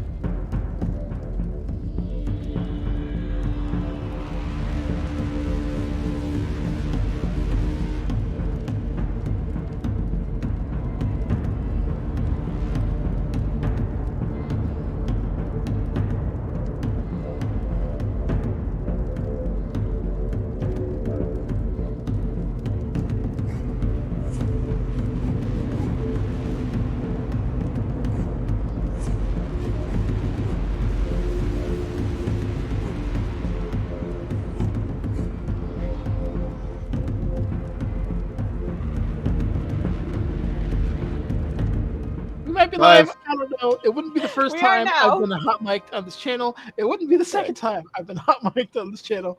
Watch your back if you come up here. It will not be the last time. How you come hot mine mic'd are on the this only ones who channel. heard the doorbell? Because y'all got food you don't know. Anywho, we took a break. The team were trying to see how best to use the druid's power. I'm positive none of them thought of it beyond the food that they just got. So we're back to square one. What are we thinking? I mean, it sounded like we had a consensus on the wrong idea, but a consensus it is. I've received a bribe at my iRollLow Gmail account, so there's an extra vote for the apples. I mean, I'm still outvoted. Whoa, hey, what? That's not my bribe. That's what happens when you bribe a fae. Who else be bribing up in here? Ah. Oh Who else no. be bribing? Okay. So I feel like. So I think we're leaning towards Spore, right? Because I think we have like 2.5 votes for that. We have. Did anyone else vote for Godblight? Cool. That's definitely rolling for apples. I mean, you can say rolling that apples. the decision No, is that going to is. probably end up being Spores, but please don't say we're leaning because that implies compromise, and there is none. I And will to- go along with the group, but you will not deprive me of the chance to say I told you so later. There is no The compromise is you don't agree. It's just that you go along with it. So there is I'm just pointing compromise. out, You're just a 'cause there's cranky a Joe.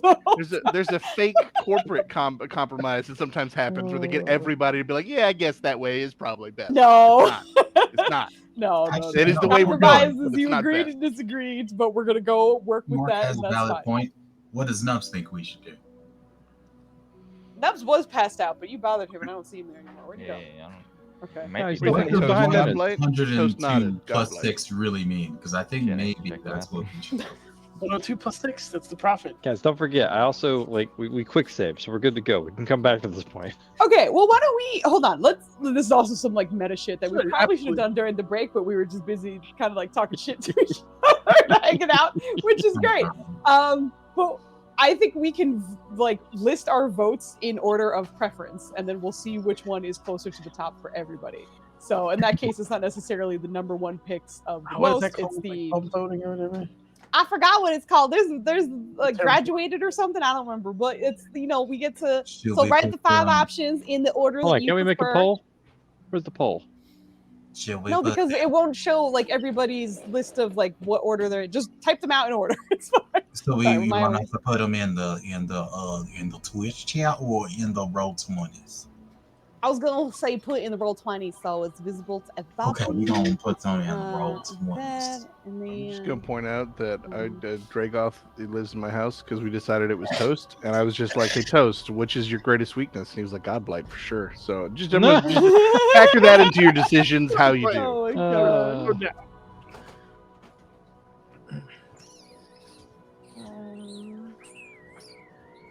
How am I doing this? Okay. Apples is the one with the undead is, shit.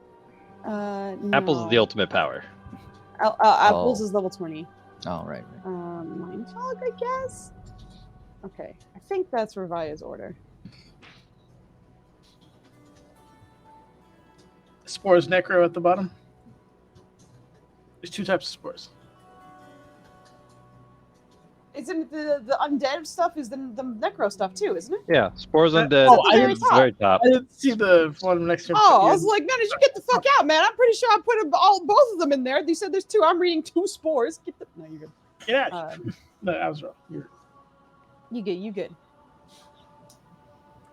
I forget. Is he using psionics himself, Dragoth? Yes. Yes. Okay. Absolutely. Very, very heavily. Yeah. So what's the downside? The anti-science spores? What's the same thing? It's as- half-hearted and weak, but other than that, Kind of fuck with our minds as well, and possibly even stuff and things. Like I think- only ours or like the general I public? think the general population, I think. So like Katasu, I think you would also be probably more effective than most because you have some psionic powers with your sword. Roll it. Make an actual list like the rest of us, you He only has 2 choices on that list. nerd. Wendy, get out of here! That's the whole put me in Over. order. Out of here! what did you expect? Everyone else. I've never seen this man make a decision. God. Snug can't take you nowhere. He only has 2 options. And you rated them last on the list. Yeah, what? Well, I was So like, it's like I was literally putting in nothing like, is helpful here. Can you just, I like, was doing it the other way just around. make I a was like list, just 5, make a 4, 3, quick 2, list for 1, us? 1 last. Please It's like a do. Yeah, all nice the points together, psychology whichever number was experiment if highest. you don't have like you give people options but you don't give them a standard and just watch what happens. Also, it didn't take my numbers right. They were both supposed to be 4.5s.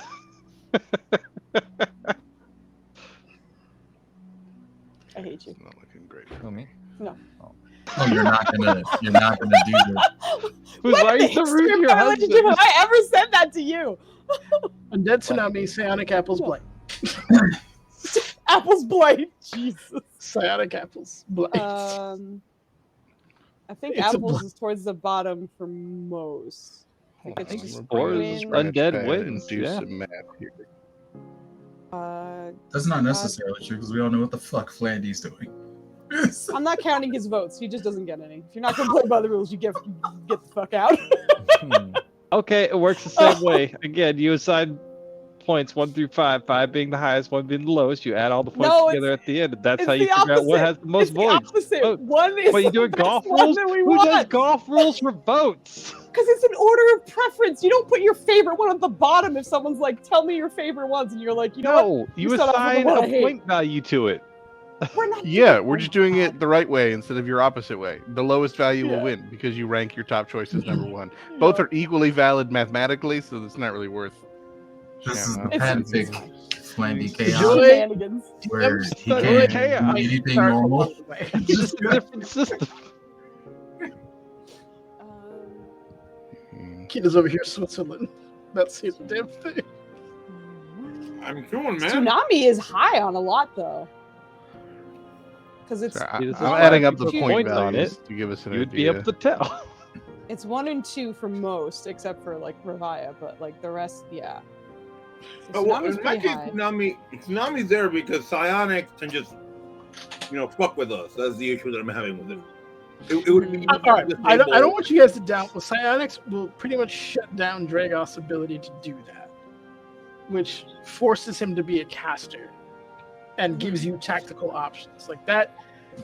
Almost all the crazy stuff that, like when you saw him flying, one of the things I described was that he wasn't flapping his wings, right? Yeah. Elements of him that like he's constantly using.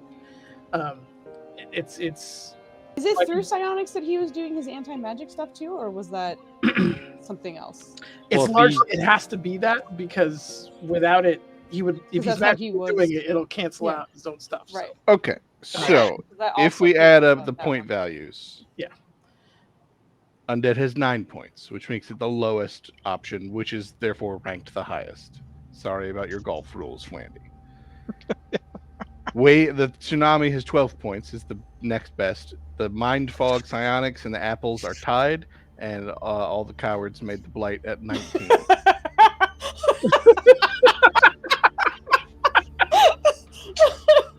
Oh my god. Oh, not bitter He'll children. be diplomatic about it, but you'll hear it. Fairwood would be more classy about this. Yeah. I'm gonna call you what it is. No, I think it's great. No, Yeah, very So inspired. easily the lowest rated is the Blight. So I think maybe Flandy's right. We don't do golf rules. 19, Godblight wins. No, Undead is clearly the highest ranked option I for the think- group as a whole. Maybe we kind of revote on the title. No. Like narrowing it down to the 2, like the tidal wave tsunami thing, and then the spores, and then figure it out between those 2. Because it sounds On like one- those are the 2 we're leaning towards mostly. On the one hand, we certainly can. On the other hand, in theory, people will just rank them in the same order they rank In them. the same way, yeah. But like, given the opportunity to like think or argue about them a little bit more, if we wanted to, like, given the space to have the closing arguments for them, or we can just take these votes and go with that, which would be undead spores, I believe.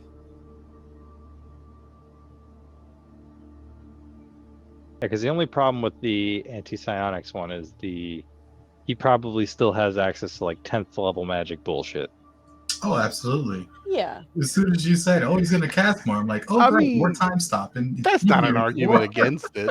I The would only also problem say with taking away one gun is he has a second gun. Yeah, he was always going to be a hard fight. Let's fight a guy with one gun instead of two. factor in also that he probably won't anti-magic you guys. Oh, if no, he wouldn't. has to rely on magic. So that's the Yeah, other yeah. option too. Is like he won't be without your. That was the one thing that was making me rethink it after our votes, was that it's like, Yeah. if we can cancel out the anti-magic thing like altogether, interestingly enough, I think that gives like a boon across the board. Yeah. Not only us, but like anyone else who might be interacting with this situation and stuff. So that was one thing I was like, Anti-magic does kind of move the Scion Spores up on my list. yeah, that's what I was thinking. Because Dennis told us that after we voted. So Dennis, this is on you. You fucked up our voting. Dennis, Thanks, man. can you do us I'm just kidding. You're a good. solid? Can you meta explain each one of them one last time? Absolutely. So that was we have a clear understand. Oh, he's stretching for it. Oh boy. Yeah. Whose cons hit us? Okay, so the Godblight is essentially requires a target for the what's it called, the disease Blight. essentially to feed upon, and once it essentially can attenuate itself to that target, it is then extremely capable. And the idea is it's not going to one-shot Dragoff, but it will weaken him severely and likely prevent any kind of divine ascension that he's going for, because that element of him is going to essentially get burned out, and would make for, of the 5 options from a solo perspective, it would make him the weakest to fight. Just so you guys know right off the bat, hit him with this, he's going to be the weakest he could possibly be with these possible options. The downside is if you do not get enough samples, it starts friendly firing a little bit. They don't know the nature of how far it can go, who it's going to affect, but anyone who is divine related or adjacent or whatever may have a bad time. Which, for clarification, is pretty much all of us. I have a question. I will point out though, like I'm just thinking about it, but like for the most part, all of us have at least some kind of divine. I mean, not this guy, but of all the options that have downsides, which is all of them, that's the one we can directly mitigate. Yo, I got a question. Yeah. We just beat the shit out of Dragoff, kind of. Maybe it's an exaggeration, but we did kind of slice him and gash him and, like, you know, contest him a little bit with our weird bug weapons. Do we have residue on that can be used for this? Those of you who hit them with the weapons probably do, assuming you haven't cleaned them, which you probably wouldn't have had a ton of time to. We also cut up other people after Dragoff, though. I have to assume from a meta perspective, we don't get to just go, we've got what we need. Your best, Yeah, best I option is imagine also in the there's- hells still. Yep. So continuing further, the druids, the spore druids, have 2 options for you. First is the fungal, which is used to destabilize undead and necromancy spells. The idea is it would be some kind of like aerial, large kind of disbursement that goes across. It's better for weaker beings. So if you want to destabilize his, and by weaker, I don't mean like level 1 skellies. I mean not level 30 sorcerer kings, right? Like it'll affect him, but not as much as his minions. Those particular minions, it will shut down the necromancy school for both friend and foe, and anyone who is undead is going to be either dead outright if they're too low level or extremely destabilized and weakened. If you guys were looking to do a kind of ground assault on an undead heavy location or something that uses necromancy, which is exactly what the City of Warlocks is, that's essentially what that will do for you.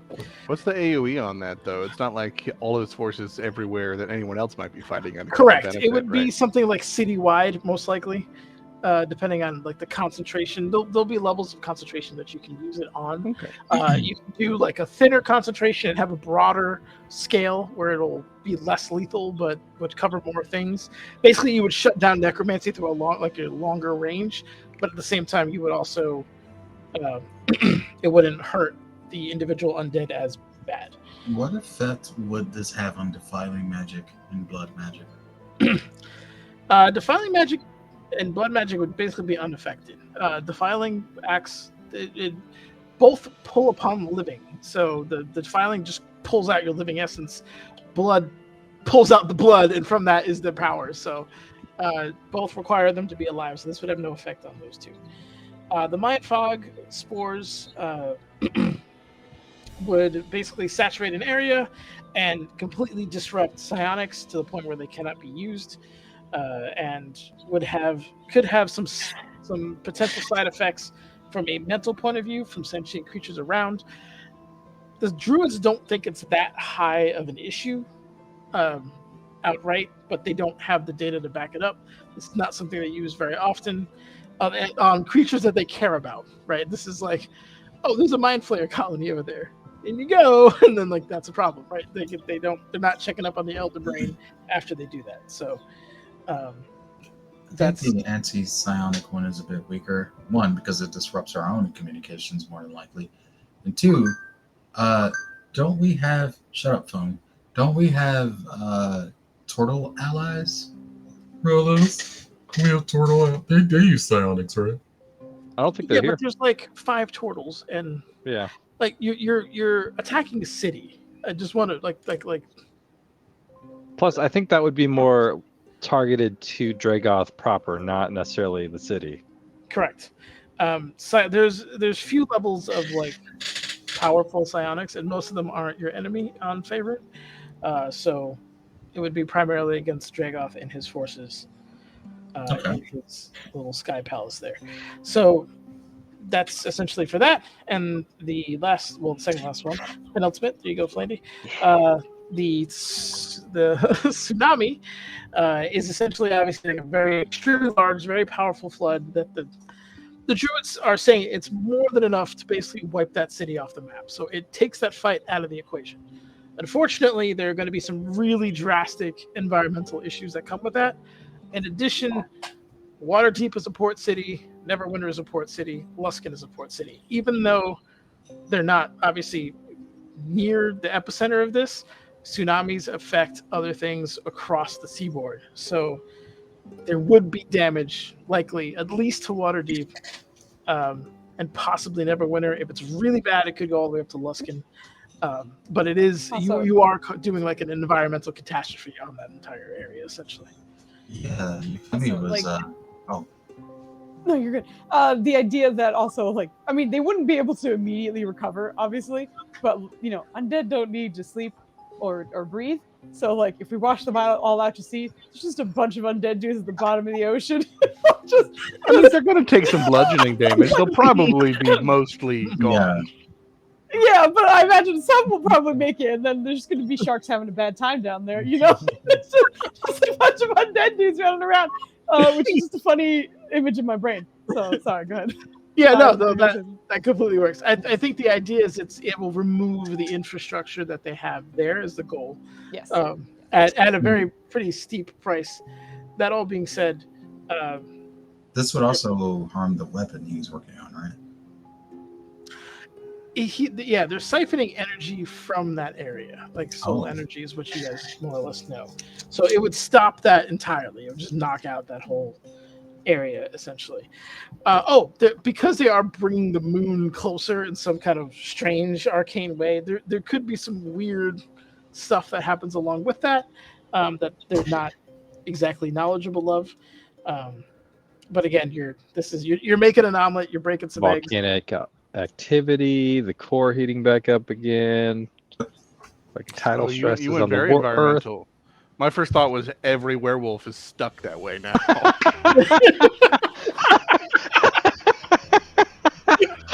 You just hear a giant unison howl. Oh, just do it the whole. Oh, that was amazing. God. Yeah, I went scientific with the show. Yep. I'm just picturing someone in the opening chapter of the sequel novel to The Defeat of Dragoth, describing Dragoth's fall. But that was the day the werewolves came.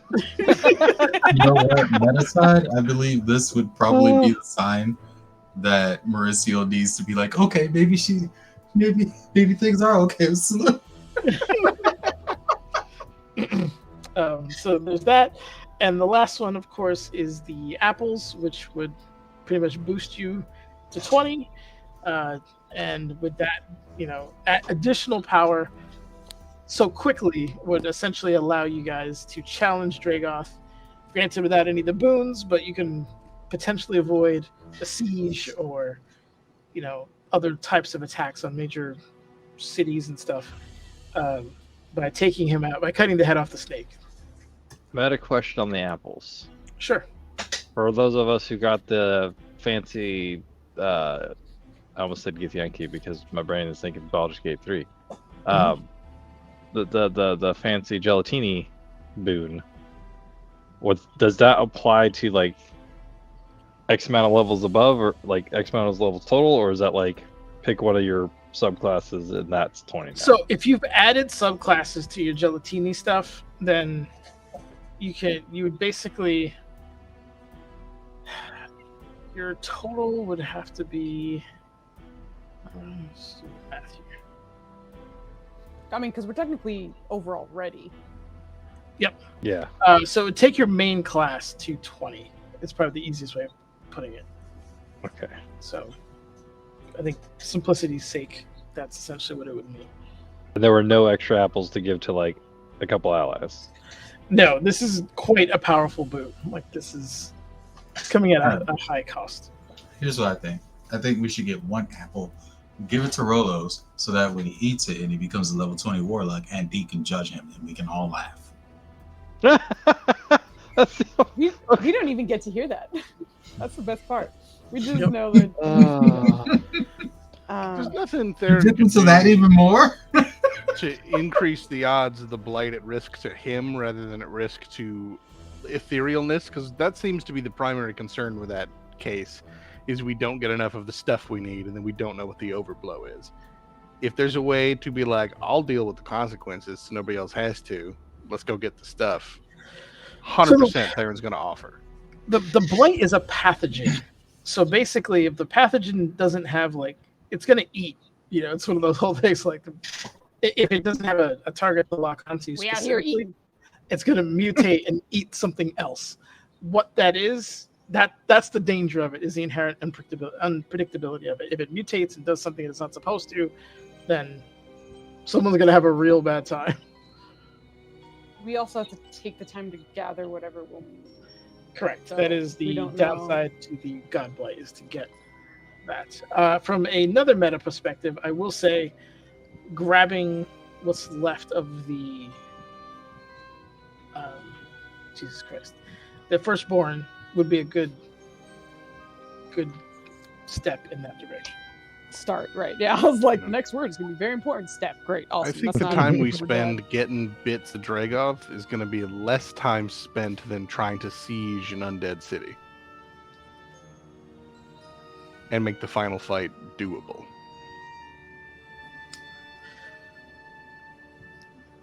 I think, considering all of the individual boons, I think the final fight is doable regardless. I think everything has collateral damage. Everything is going to help in some way. It's just seeing which way we're. The God Blight doesn't, though. All it is our capability to get what we need to prevent because we can't prevent the fallout from a tidal wave, and there's no fallout from the undead thing. It just means we have to fight a horde of undead before we fight Dragoth. And there's potential fallout from the undead. We just don't know what it is. Well, there's the necromancy skills, No, but we can't do anything about the fallout from the psionics, and the apples, I guess, don't have fallout except for whatever Fey bullshit is tied on to the deal, because there is some. But I also think it's in consideration of all the other options, I feel like it helps us the least. Like, not that it doesn't help us at all, it certainly would, but I don't see any. Yeah, it doesn't give us a big enough edge. Yeah. To the apples? Exactly. No, I agree. Apples Yeah, is to my the lowest rated option. Yeah. I do want to make, I guess, one more case for the apples if you wanted to. No, get out of here, Nunners. We're not choosing the apples. We need to cut this conversation. I'm just kidding. No, hold on. I want to see. You never. Go ahead. Sell me on a D6 damage. Do it. So it's not necessarily just, if you are not burning all your armies fighting these giant things, right? You can get a very concentrated group to help you get to this fight, because that's the other thing too, is maybe people aren't factoring in getting to this fight, like getting to where he is. He's not rolling the red carpet out for you. This is something you're gonna have to struggle to get into. So if you're Yeah. spreading a lot of your forces out on major sieges, it's more or less going to be on you to get up there. If you're like, no, we're going to keep everything back, we'll handle it, quickly attack, then you can take a stronger amount of like consolidated forces up there, since they're not being used, to attack him. Yeah. So that Rollum's would on be team hit hard, and yeah, I think it's between the psionics and apples that would be on team hit hard. Well, team hit hard In is his godblight, opinion. but I'm trying to just because we get 2 extra levels, and that means we don't have to do this. Why can't we do the same strike thing without the apples? I guess is my question. Yeah, What that's is what I the guess apples was my adding to the skip to the end? Is the apples like giving us a teleportation or something? Like No, I'm just saying from that's like a power perspective, right? If you want to be at your best to fight this guy, right? You could eat the apples, ding, essentially, get all your spells, everything back, everything comes back at once. Figure out who you want to grab, and then go and do that tonight if that's something you wanted to do. Like it gives you a level of immediacy that you don't necessarily have otherwise.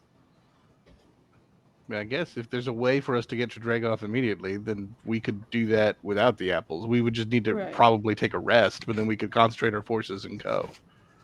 And again, I just don't see the apples being a tide turner. Yeah, sure. I don't. No. Like, I think the idea of like obviously going in there and hitting hard is what we want to do, and I think that's what we should do. But I don't think it's dependent on the apples. I think we can do something else and also jump in there and try and do as much damage as quickly as possible. Yeah, the only thing that like is if there's any other like boons that the apples would give as far as like protecting us from the anti-magic bullshit or things of that nature to allow us to kind of push through it. Well, it sounds like they just make you level 20, so I wouldn't be putting any aspersions of extra benefits on the apples. Yeah. All right, so it sounds like apples is out. It's sounding okay. We're getting some like round 2 votes. Wait, Hello. Can we use Nubs? What does Nubs do? I don't, Nubs is just a friendly boy. Wait, what does 102 plus 6 do to Dragon? I don't think he's ready for war, if I'm going to be honest. I don't Cat think years, he's ready for war. Cat years, I think he's like 26, so like he's still growing. I don't know. People get drafted younger than that. I don't know. So. Have you seen the way he comes up from the abyss to attack treats? Yeah, no, he was. We could have he's him been do doing that to Dragoff. We would win. Well, see, that's the strat. The Godblight will turn Dragoth into a treat. He'll be that weak. Nubs. Actually, I gotta put this high on my list. I don't care what you Femi thinks now. Oh my god. I'm gonna come at it from every angle till you all agree with me. I'm gonna try my best. Yep. All right. So it sounds like we're having round 2 voting. That Flandy and Maya have already voted for. So unless there's anything else anyone wants to dispute or whatever, I think it's time for us to vote. He actually voted this time. Incredible. That's because y'all explained your shitty ass system. You know the way all voting works? Golf rules? No. It's not golf rules, it's voting. Yeah. It was just literally like you rank your first choice, your second choice, your third choice. Exactly. Yeah, that's because the other 3 were 0 in my mind. That's well, and Rolm's mind. Oh my god. My cat was just the That's your boy goofiest thing ever. Ness. I need to type. You're in the way, buddy. Hold on. Let me give you a quick bud dance, and then you gotta go. Okay. Hi, Nubs. Hi, Nubs. There you go. He's kind of hype right now, and he's been doing this thing lately where he just sits in front of my keyboard or on my keyboard and stares at me and doesn't do anything. He just sits there. And that was that picture I posted, I think, like 2 days ago when I was like, he's refusing to let me work right now. I think this just made our vote more complicated. I know. I'm looking at it now. I'm like, Jesus. We have 1, 2. Okay, Psionic is the only one that shows up as number 1 twice.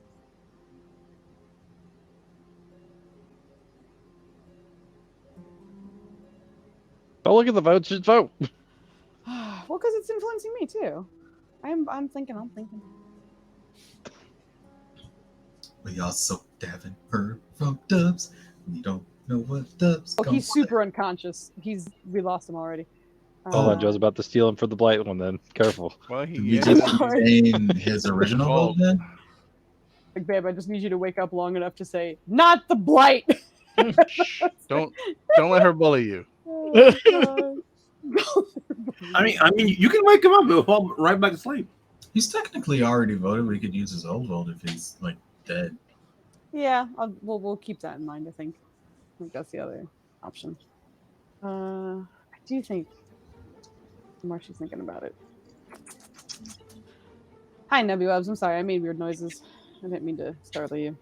I think the rest is Listen, kind of still in favor of the Godblight, right? There's already precedence for this because Rolos turned Sabotage into a mop. So we can obviously turn Dragoff into That was a tree, like a and then Dubs can eat him. Yeah, I also think Scion's at the top, but I think that's because we don't get. If we can knock out the anti-magic, I think that is huge. Because if we lose magic, we were fucking struggling. It was rough. And honestly, I feel like that's a boon all around, right? We can help everyone in general by him not being able to use that. I think you might have changed. Well, we What? help our immediate Oh, vicinity, is all I'm going to say, with any particular... You listed Blight twice. Did I? I did put Blight twice. I'm sorry. Apples is last. Apples is 5. I figured. Blight. Hey! Blight is no longer the lowest rated option. I'm making some headway. Now the votes say Fog is the top choice, so the Psionics thing. Then Tidal Wave, then the Undead Psionics, then the Blight, and then the Apples last. Fuck them apples. How do you like them apples? We don't. Yeah. Mark, what do you think, man? Let us know what your list is of options. This nonsense as well. I don't know. Mark Songs is in the chat saying make a poll for them, and since he agrees with me, I'm inclined to say let's give him a vote. No, I will make a poll while we're doing this. You know what? Who cares? It's okay, guys. I quick saved. I'm just saying it's the biggest hit with the only consequences we have the power to mitigate. Also, hold on. He's literally going to be the only one, though. What's up? Stop trying to save Scum Legacy. I'll save Scum all day long. Let's go. Don't you be saved, Scum. You're up here with Nenners and his karmic dice. Make your choices and live by them. Thank you, Joe. What about making a choice and living by it? It's about exploring all of the choices. Yeah, that's what the next run is your for. Extra vote, exactly. I read vote and I said vote, but that's what the extra runs are for. Is what I was trying to say. Allow additional votes. No, this voting window will stay up for 5 minutes. Fucking poll started. Why are you yelling? How do we kill a drink? How do we vote? You could. Oh, it's nice up there now. At the top. It should be pinned at the top right. Why did you put my option at the bottom? I'm kidding. No, it's not. There you go. All right. Whoa. Wait, hold on. None of us are voting in there, are we? You shouldn't. It's really neither here nor there. No, I definitely voted. My bad. I thought we were voting too. Just to be sure, this one's only for the audience, not us. Mark Songs, that would be the Godblight. All right, hold on. I'm gonna redo the poll. All right, hold on. Can I do this again? Hey, my Godblight wasn't last. Listen. Yeah, who voted? I think I was more excited that you could actually click on it instead of having to type stuff. Yeah, because the ones that we usually do is through Streamlabs. So. No, we already voted in Roll20.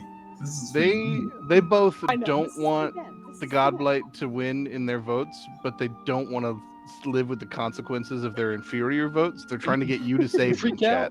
So pick Godblight and save them from themselves. I'm trying, but I'm one man. I'm an incredibly smart, capable, and handsome man, but I'm only one. In who's participating in here. I won't vote this time. Okay, thank you. This is for the chatters only. The new poll should be up. 5 minutes on it. God bless. All right. Well, Joe out here picketing for it. It seems to be apples. Yeah. Got me a cogent argument. Good word, Because- by the way, sir. The other thing that we are thinking that might help some people immediately, it only happens in the vicinity of our Dragoth fight. So the psionic stuff doesn't help anybody else. The undead stuff doesn't help anybody else. The tidal being wave said, actively though, kills people that aren't we- there. If we defeat Dragoth per se, like all his little undead minions and shit, that they should like Wait, what? either No. be uncontrolled or they should just fall down, right? Or do we So, know? yeah, that's what Oberon was trying to kind of express was killing Dragoth will destabilize the Umbral Court entirely. There's going to be a lack of unification. The strong hand that was like keeping them all together falls away. Don't In you terms lie to of- Mark like that? I'm sorry? Apples will not save the people. Cutting the head off the snake is godlike. Oh no. You've tainted the vote. You tainted the Yosh. boat. No, I love how like I should bring up voting more often. You tainted the vote by bringing emotions into it, Joe. Um, The tsunami I'm takes the over only one bringing the logic city of here. warlocks. I gotta pee again. I'll be right back. goodbye.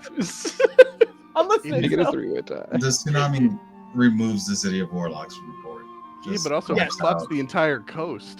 and possibly whatever that. Well, it eliminates the weapon that Dragoff's working on. Can you imagine And some a fishing lot- bastard in like a tributary just hanging out and like a 600-foot water wall is coming? It's like, all right, yep. Like you don't even bother running. You're dead. Like it's just I might as well watch it. I It's know, kinda I know you asked. It was a Leonard good run. question, Mark, but he lied to you. He Mark, lied to you. it's hold on.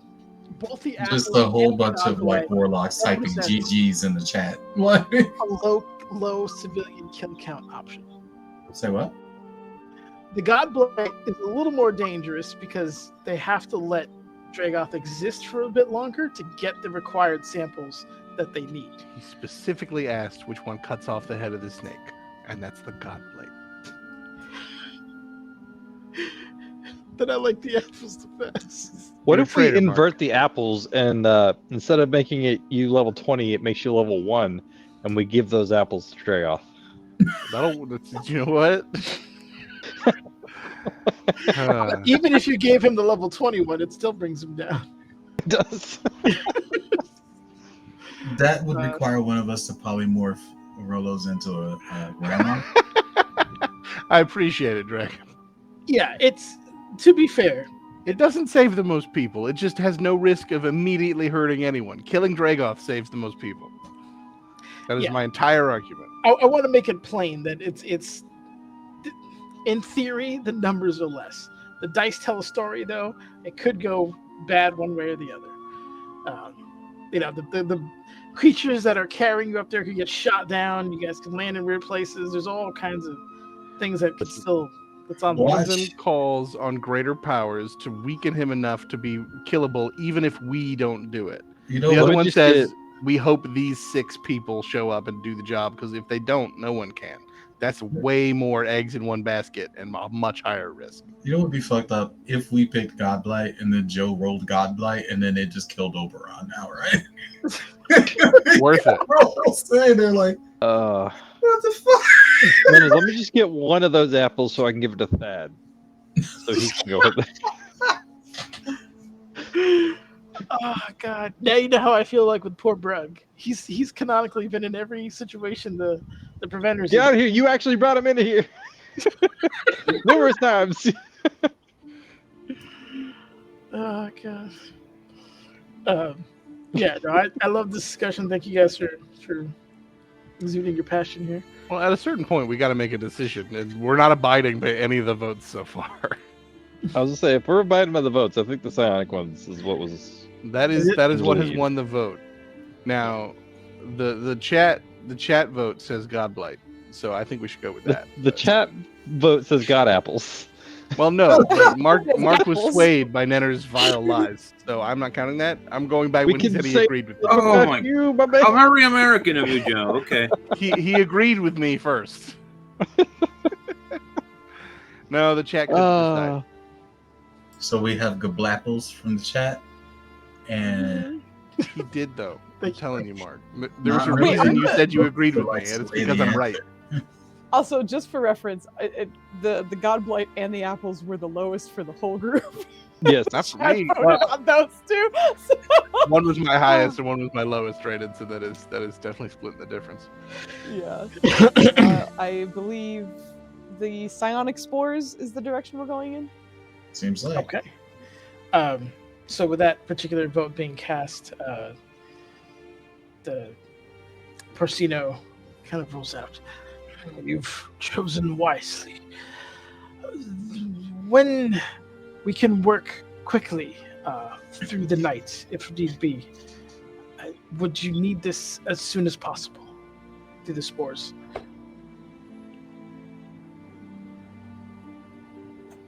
I'm sorry, you're gonna have to say that again because I was reading my notes and then I realized you were asking a question and I stopped and then I caught half the question, so I'm so sorry. No problem. When do you need the spores? As soon as possible, I imagine. Definitely. I would say as soon as potent enough. We still need time to corral the rest of the forces and perhaps strike all at once. Would more time allow you to make this weapon more potent? That's my question. Might aid in options for deployment. I see. You would need to deploy this, correct? We can give it to you to deploy as well, but would be in more concentrated doses. If some of you don't make it to his arena, then would not have enough to affect him, possibly. As much time is needed to give us the best chance. We still have to figure out who we can gather and how exactly we're gonna make this final assault. I will arrange the colonies. We should also probably have them bring it in. I was gonna say let us carry it, but as we've said before, we kind of have the targets on our back. We'll be the ones getting his attention. We can focus that at least and have them deploy it. That is true. Wherever we go, we're definitely going to draw the ire of Dragoff and his likely elite troops. Likely the city of Warlocks will be turning on us. I think we broke the ire. I think we're on back to cold and calculated. We could still be a distraction. You're still the biggest threat, though. From what I witnessed, he didn't care about our presence. It was when Quinn channeled the power of his nemesis, maybe too strong a word, but he chased her with fury. And when he lost that and recognized us as beneath him, he left to attend to greater matters. He only arrived because we killed his sons, though, and he knows that we did that. So the extra distraction once Albalak, what's her name? Albach Ray. No, we're staying with what the tried and true Albach Ray. There's no other pronunciation of it. Quit it. Blacko. Jesus. Albalak Ray. No. Go. Albach Ray. I think she was just the distraction at the moment, but we know that he came because of our actions, and he knows that too. So either way, just better that I don't think we should replay it. Narahan speaks up. The forests speak of you having an affinity with the Klex. That's correct. Foos is laughing because Dubs and I were talking about it when we were muted, and we were like, "Yeah, we could use that." We we're like, "Okay, you got to call on Mugbottom," and he's like, "Yeah," and then he passed out. and then I forgot. So when you brought it up, I was like, "Talked about this 20 minutes ago. It's already out of my brain." There's so many things in play. I don't mind reminding you guys, but yeah. They have some formidable flyers, and both low and high densities. If you can contact them, maybe they can facilitate assistance with the deployment. Did we learn anything about what was cutting Pegasus riders in half and whether that's still there? You know it's there, but the Pegasus Riders of Waterdeep were like, we're not going anywhere near there. We're actually get bisected. So you know it's an issue. Something in the clouds. No one's had the chance as of yet to investigate what's going on. I'm just saying they suggested flying up there, and that could be problematic. Yes. I will say you guys all know that platform is heavily obscured, so teleporting up there is extremely dangerous. Also, was it not I thought it was like the big old cloud that was doing that, or was it just like just something in the air?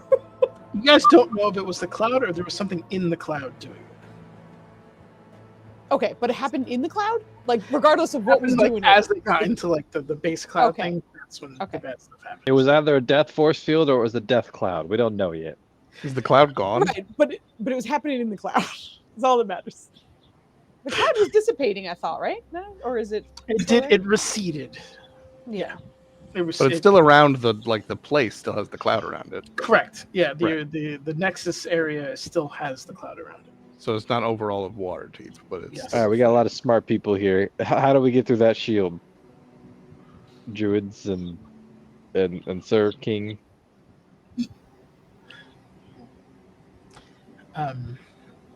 We can send spores into the clouds to trap them. Is what you'll hear in your head from Persino. Festius offers the option of perhaps sending avians close to, but he's weary because of how dangerous the clouds are. He's not sure if there's like a size limit that kicks in. What's going on? The other option would be to send druids themselves in their various forms, enchanted with certain spells, the True Sight, for example, to kind of see what's going on there. Didn't my True Sight not work in that? In bird form? Not in bird form, but like through his shit. Dragoth stuff. When it was anti-magic time, or... No, like the clouds and stuff. Because I remember like numerous times being like, "Can my True Sight see some stuff through his magic and his clouds?" And you were like, "Nah." I was like, "Okay." Oh, because they were obfuscated. Yeah. But there's clearly something that's attacking them, right?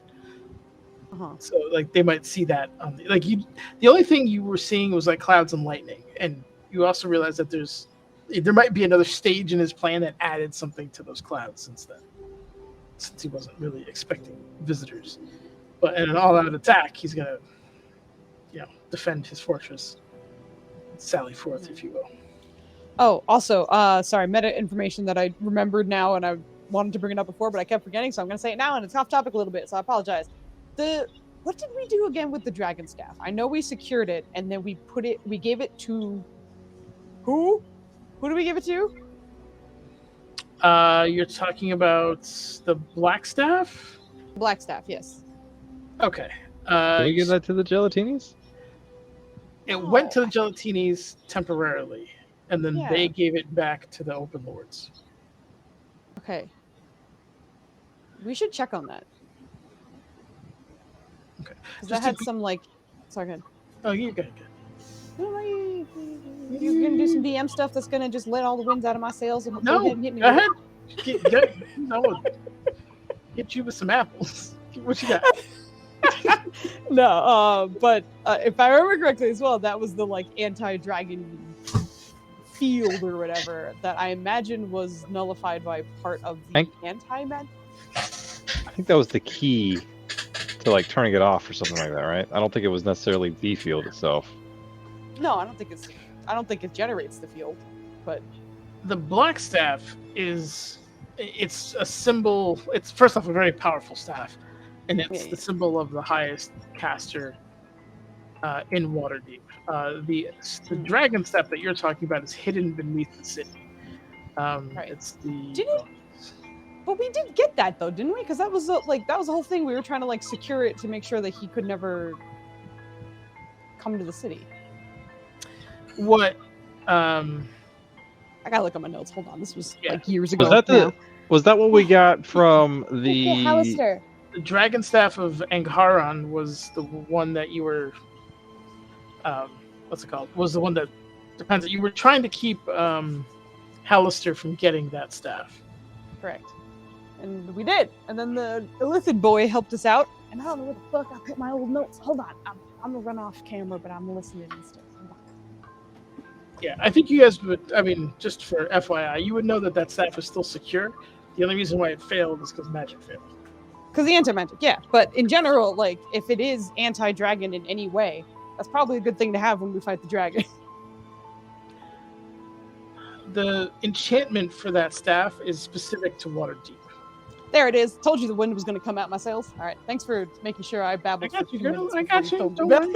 I don't want you to go your notes and get disappointed. God. Yeah, No, no. you just made me explain it and then get disappointed. He had to make you cast your whole ass sails. That's all. Yeah, Yeah. it's, You can't be no like, half I caster. know there's something wrong here. Tell me.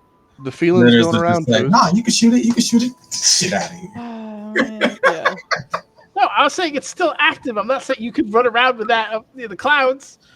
The whole point of the existence of that staff was a gift, as it's from a dragon, to the city to protect it from further dragons. I know. The problem is we're not fighting at the city, so that's why it's like, Shit well, doesn't gift. matter. You could have told me ahead of time. Anyway, do as adventurers or whatever, do we think that if that anti-dragon stuff has any effect on him, do we think that any other anti-dragon stuff might work against him as well?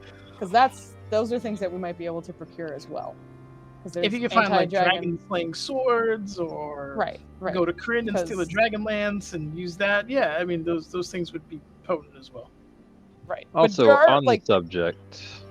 Sorry, go ahead. No, go ahead. No, I'm looking at my notes. Go ahead. Okay.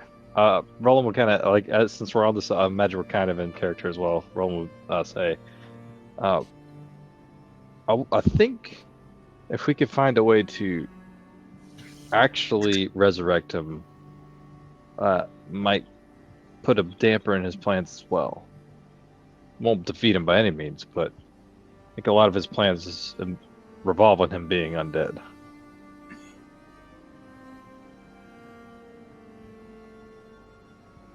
I think that's so hilariously out of scope. I don't even know how to answer that. How do we like fully resurrect him to not be undead, essentially?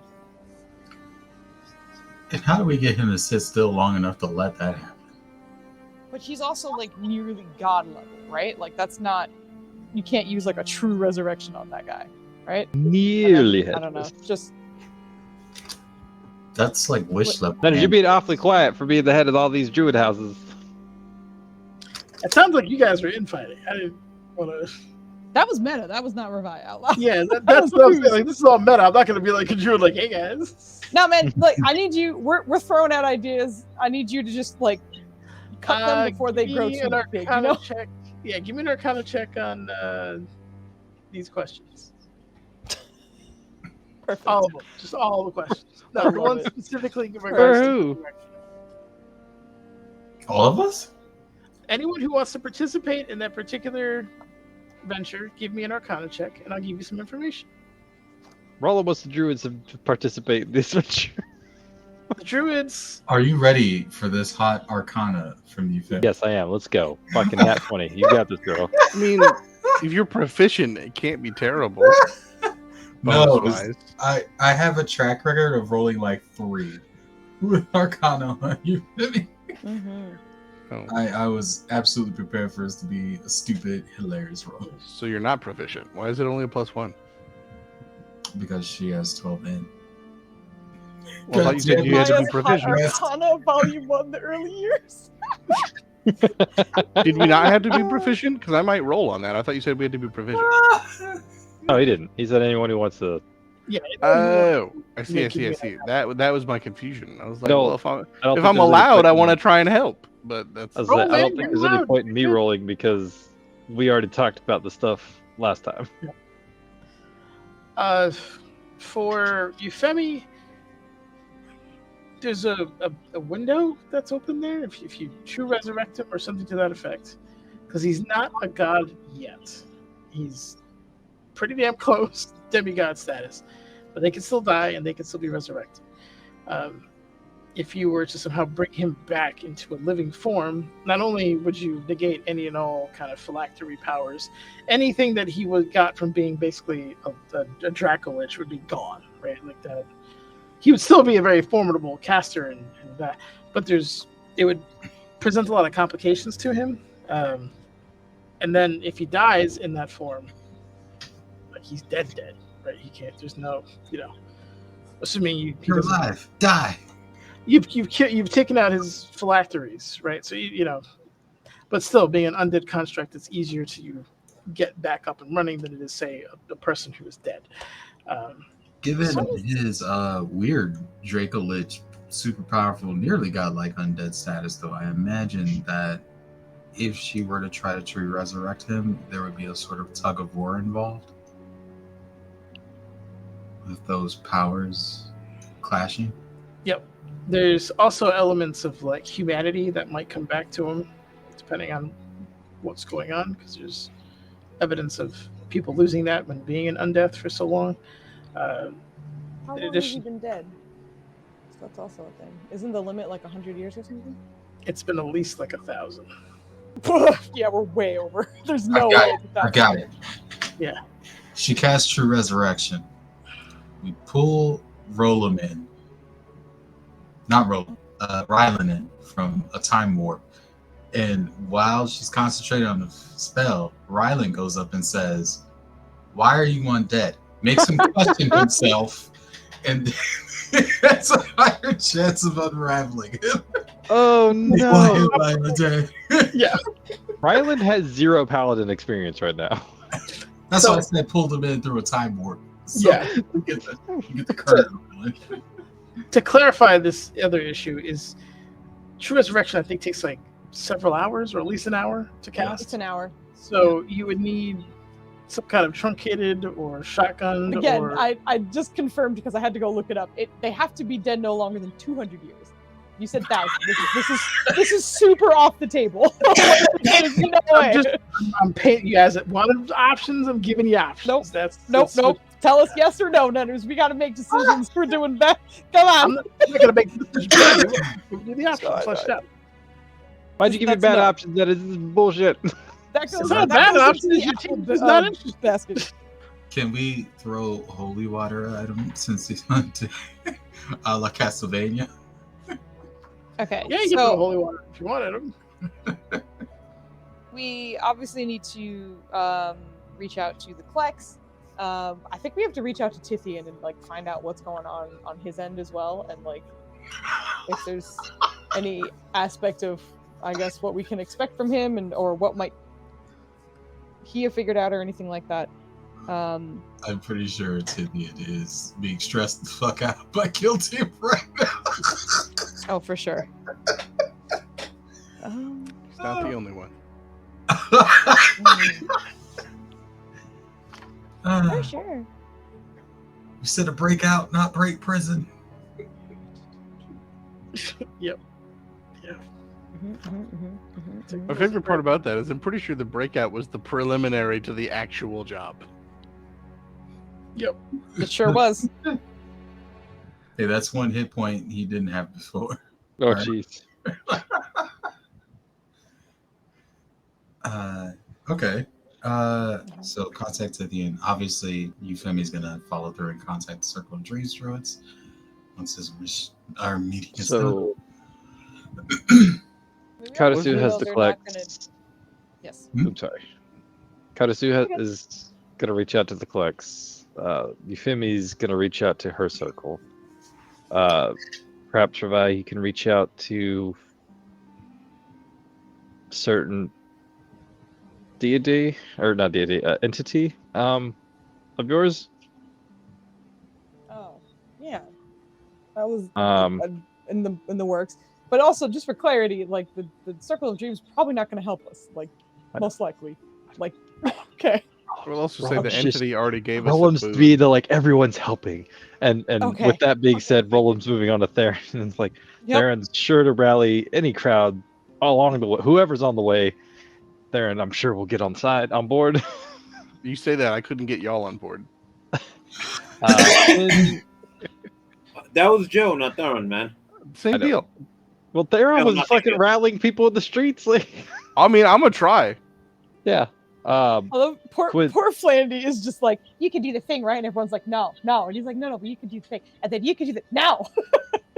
He's just trying to get it rolling. When all your Yeah. friends This are belligerent. guy's What the about Sky our, Castle. The clouds, are they level with it, underneath it, or all around it?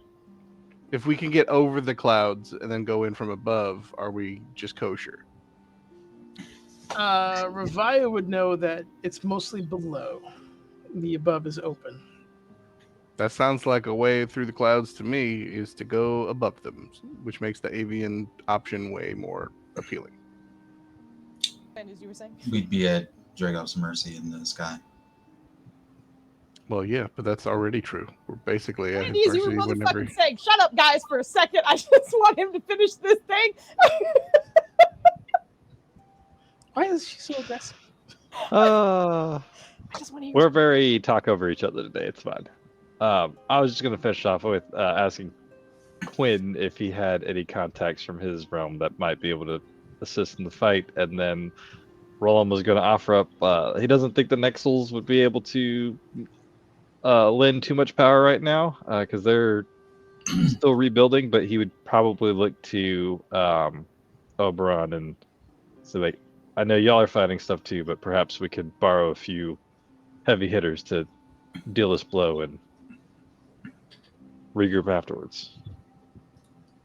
It's a bit of a smaller lead, but I recall we helped a few people out that were in that cube, particularly a man named Dog. Did we ever follow up with that guy? Yeah, he's from House Soren. Yeah. Yeah, Umbril. He said he was gonna join you at the party, which is likely canceled. So Yeah. he was gonna try to convince Slightly canceled. Slightly. Roland's Yeah. just trying to figure out which people that are in play that are like, for example, his Obsidian Dagger crew is not strong enough to go to Right. Dragoth Direct. Like, so that's off the table. Like, he's trying to figure out who the power players are throughout, and it seems like everybody has somewhat of a contact. The Black Cabal is taking too much. Quentin would take time to, stop scratching the spider to let you know that he has no right to ask anyone for help from his side. I think sometimes you do that's have the a beauty right of- when it's.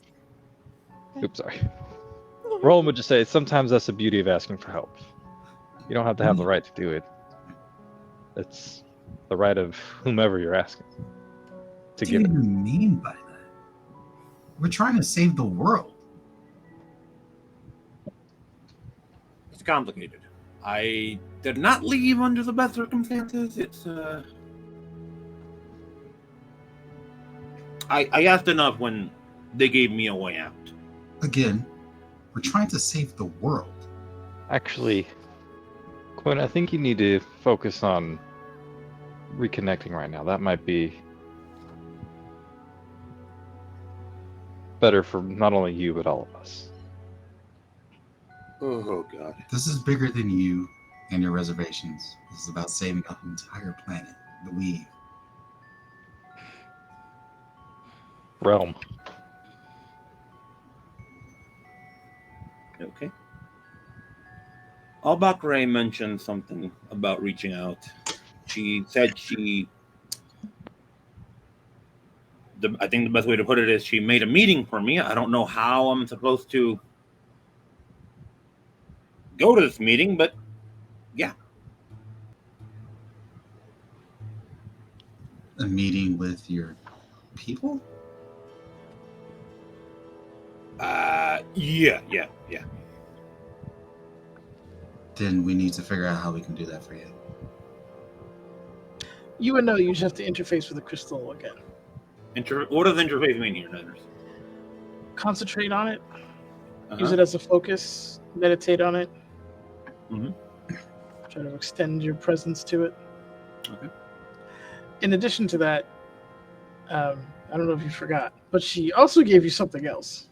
Schematics for Theron, yeah. How would he show him the schematics? You had them in the gem. Oh, okay. So what is it, like holographic then? Pretty much, yeah. Like just Okay. like a illusional parchment that comes up. If you show it to Theron, you recognize what looks like crystals that store arcane energy in various ways. Some in terms of like capacitance, others that are just being used to pass over through the portal. Like so, from like I don't know how much you know about. Yeah, you're an IT dude. It's like a circuit. It's like a magical circuit. So there's like resistors and capacitors and all kinds of like things that go through there, and you would understand from like a base level how that would work and how like information is being channeled. You'd have to study them for a bit to get more information on it and make it usable, but you have basically a layout of what this nexus looks like and essentially how he's channeling this tremendous amount of energy over to Athos, or how he plans to do it.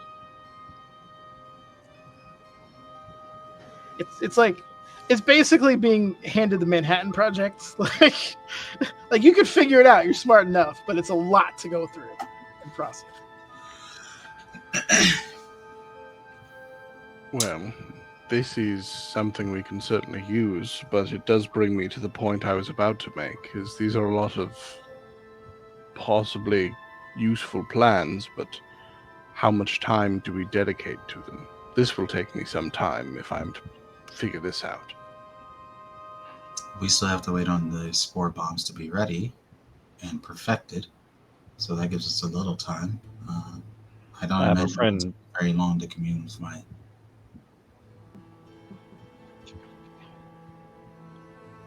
Keep going. Oh, You circle. said something and we didn't hear you, so we Yeah, stopped. Roland was just offering up anti. Like, I have a friend who can help me that up. All right, Maya, go. okay. But yeah, she was just saying it shouldn't take me too long to commune with this city. Circle of Dreams. See what they've got going on. See if we can get some kind of help. And then Quinn, I imagine commuting and meeting with your people should not take that much time. We have Karasu here who can speak with the Klex, and usually those conversations are fairly quick. That leaves Roland. You can wait. Does Roland have ways to contact the Nexels through his like blood scully thing?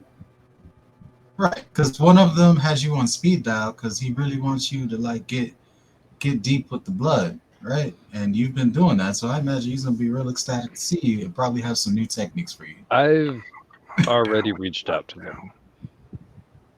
They are very busy trying to rebuild and reform, and he looks towards Raya in the promised new way.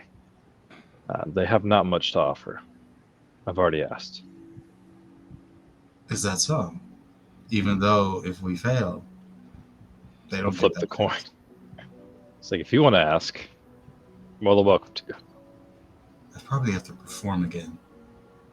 We'll hold on to that. All right, so she's thinking about the other allies. There's the folks we helped in the cube. Unfortunately, we didn't get to help the archfey there. And Dog, we already spoke with. There was an Illithid there, but we're about to Scion bomb, so probably not much help from there. Could warn them before you do that. Huh? I said you could warn them He would before be like, you hey, do you want to that. help us out? No, maybe you're out of dodge because you're gonna have the worst headache of your life. Ridley Fire. You look like you wanted to say something, Foos? I'm just thinking, I can't remember, where did the antecedent fuck off to? His plan was to go back to the Far Realm. Okay. And for all we know, he did do that? You haven't had contact with him since, although you haven't tried. Yeah. I don't know. Yeah. I think Revi's going to bring it up as something to try. Hey, Nenners. Does Quinn know if only he can use the crystal here, or can he bring someone with him? Quinn doesn't know that, but he can try. Okay. It might be How about- worthwhile to reach out to the antecedent. I think we absolutely should. If this affects everything, he often has answers. To things that we Question might is, not who should we consider. send? He kind of just equally didn't care for everybody. It seemed, you know, there was no like favorite, but he also he didn't hate everyone, but he was just like just a bunch of ants hanging out. What's up, man? How you If I doing? recall correctly, like it was one of those like he tolerated you most because you were very direct and like, listen, bitch, this is A, B, and C. Let's go. Whereas the rest of us were like, weird, mysterious thing. Yeah, we, yep. Should we let you out? I don't know. That's entirely possible. Revia was on her murder rampage then, if I remember correctly, too, because Yep. that was part of the reason Homeland was under attack. Murder. Okay. Yeah, that kind of sealed the angry Revia for the rest of the campaign. Like she I was thought that already was pretty meeting cranky, Roland. but no, meeting Roland was her being like, "What?" Just confusion all the time. But after her Homeland was attacked, it was just mad forever. Okay, Scythian side. I think we've gone over most of the allies we've made since pretty much Rolos and Euphemy Afra joined the crew. But what about before? Do we have any throwbacks? From before Tithian? Well, before us, we all joined. Like back when it was just you and the crew. The crew before us when it was just you, Leah, Puba, etc. No, essentially this started with Nenners being like, "Hey, your loved ones are being attacked. Guess what? One of your 3 friends is a bug. And fight." Round 1. That's essentially how it started. That's exactly how I narrated it, by the way. That's it. 100%. Man, Nenners, you've come a long way in your RP. Thanks, man. I appreciate Tell it. you, yeah, I have people's to tactics way assume- better now. I have to assume your friend was turned into a bug, but maybe I'm wrong, and it's what it sounded like. Is that you were just so bad at making friends that your only friend was just a bug, Oh. and that just breaks my heart. No, her only friend is Zolan. So Is you're not Zolan. terribly wrong. But the other thing is, no, he was one of like 3 people that she was like good friends with, and then Nenners turned him into like a pursuit bug situation. So got to watch him be puppeted around before he exploded into Big Bug. That Revia then had to fight with Zolanini.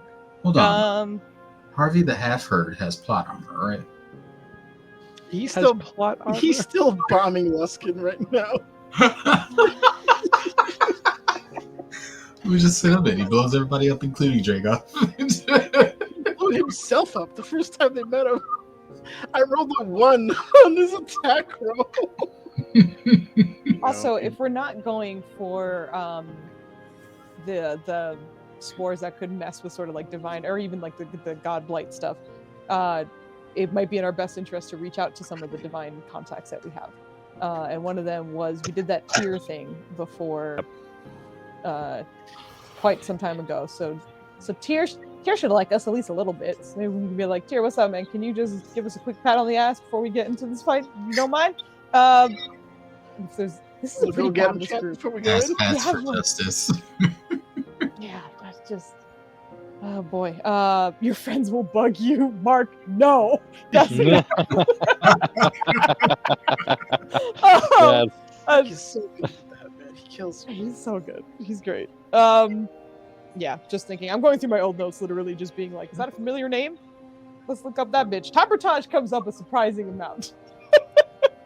Well, very funny. ironically, She still has that book. you still have that book, and you no longer have to worry about reading about the firstborn. Oh, So you can actually read that in Go back to its that. entirety. True. Joe's gonna lose his shit because we're gonna go to a library instead of fight some stuff, and he's gonna start just swinging at the cameras. Look, there's a little bit of me that'll be like, why are we in a library? But the bigger part of me is like, weren't we worried about like time and stuff? This is all time we could be spending getting Dragoff bits and God blighting the shit out of him. But that's, There it is. Yep. I think in general though, like first of all, also how wiped is everybody on stuff? Like, how are your spell slots looking? Like, how's it going? It's not. I mean, I got 12 plus because I'm Kit, but yeah, everything else kind of gone. Yeah. Kit doesn't even have a class. Oh yeah. Yeah. That's why I said. That's why I was like, actually, you know what? In hindsight, you probably should start work on. And I feel like you would have talked to Oberon and be like, "Hey, do you have an apple for that? Like, you have some help." Do you have an apple? And if not an You apple, gonna you got ask some Oberon? strawberries, maybe a banana. I'll take what you got. Listen. I thought onion would be the good one to go for, but it wasn't. So maybe it is sweets and delectables that we need to go for.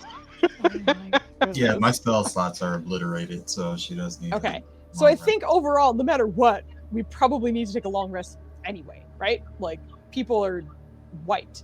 And Yes. most likely, I don't think attacking Dragoth in the next 8 hours is going to make a huge difference in our plan anyway. So I think we want to get everything done as efficiently as possible. So I think we should do everything before we rest in terms of like reaching out to everybody to confirm things. So that way we can just get up and fucking go.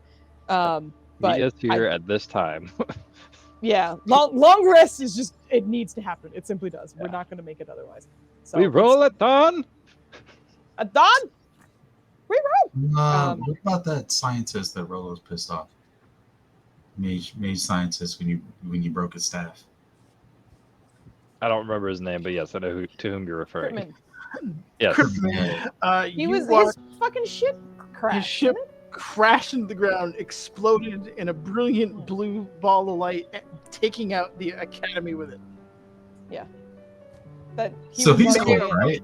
He may have been dude, alive, but did my quest for return and a priceless artifact, did that get resolved, or is that still on the list?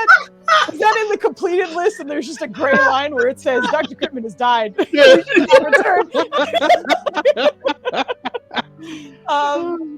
just in terms of what's going on here, Revia still has the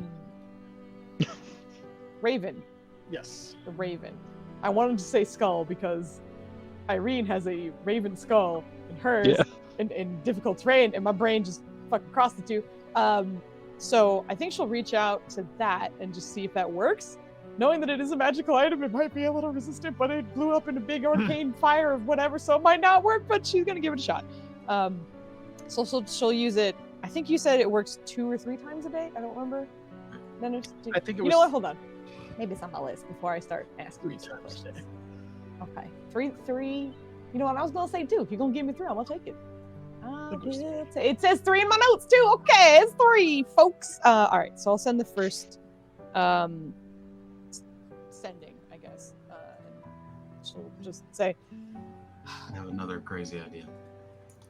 We take Quinn, and we put in a certain paladins. I'm sorry, I thought you were done. I am. God damn, Maya.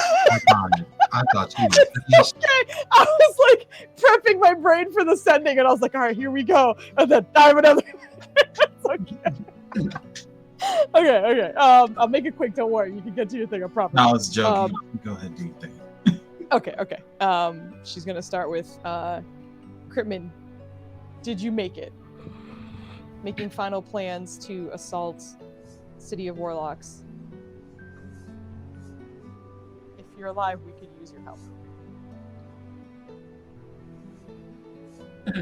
Okay. Is that it? That's it. Okay. The bird makes a tear off for what looks like water deep. It is going quite quick. I'll say after probably like a good 4 or 5 minutes, you watch as it comes fluttering back, and the bird kind of stands upright a little bit, and you hear, "I'm alive." Fuck.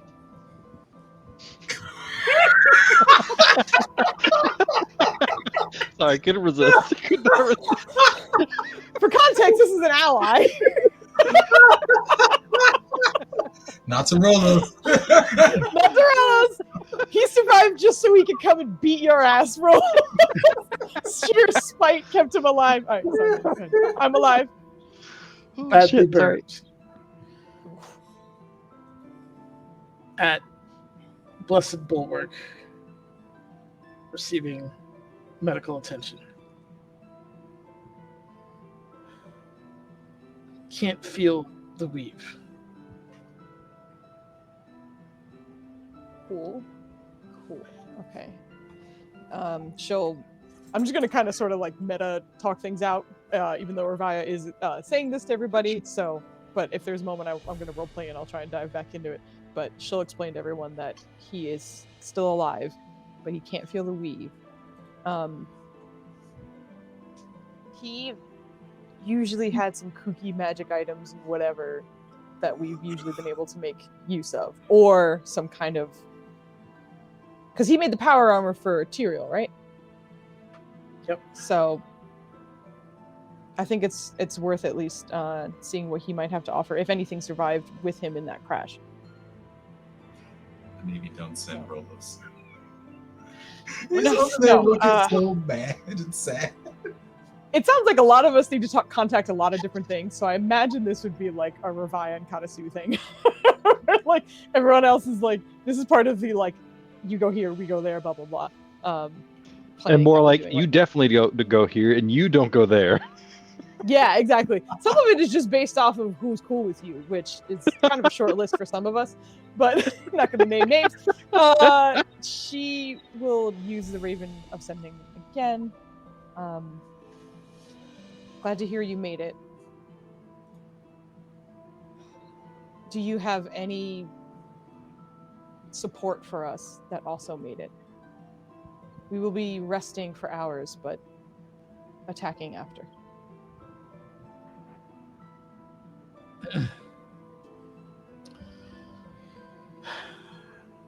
Again, another 4 or 5 minutes go by.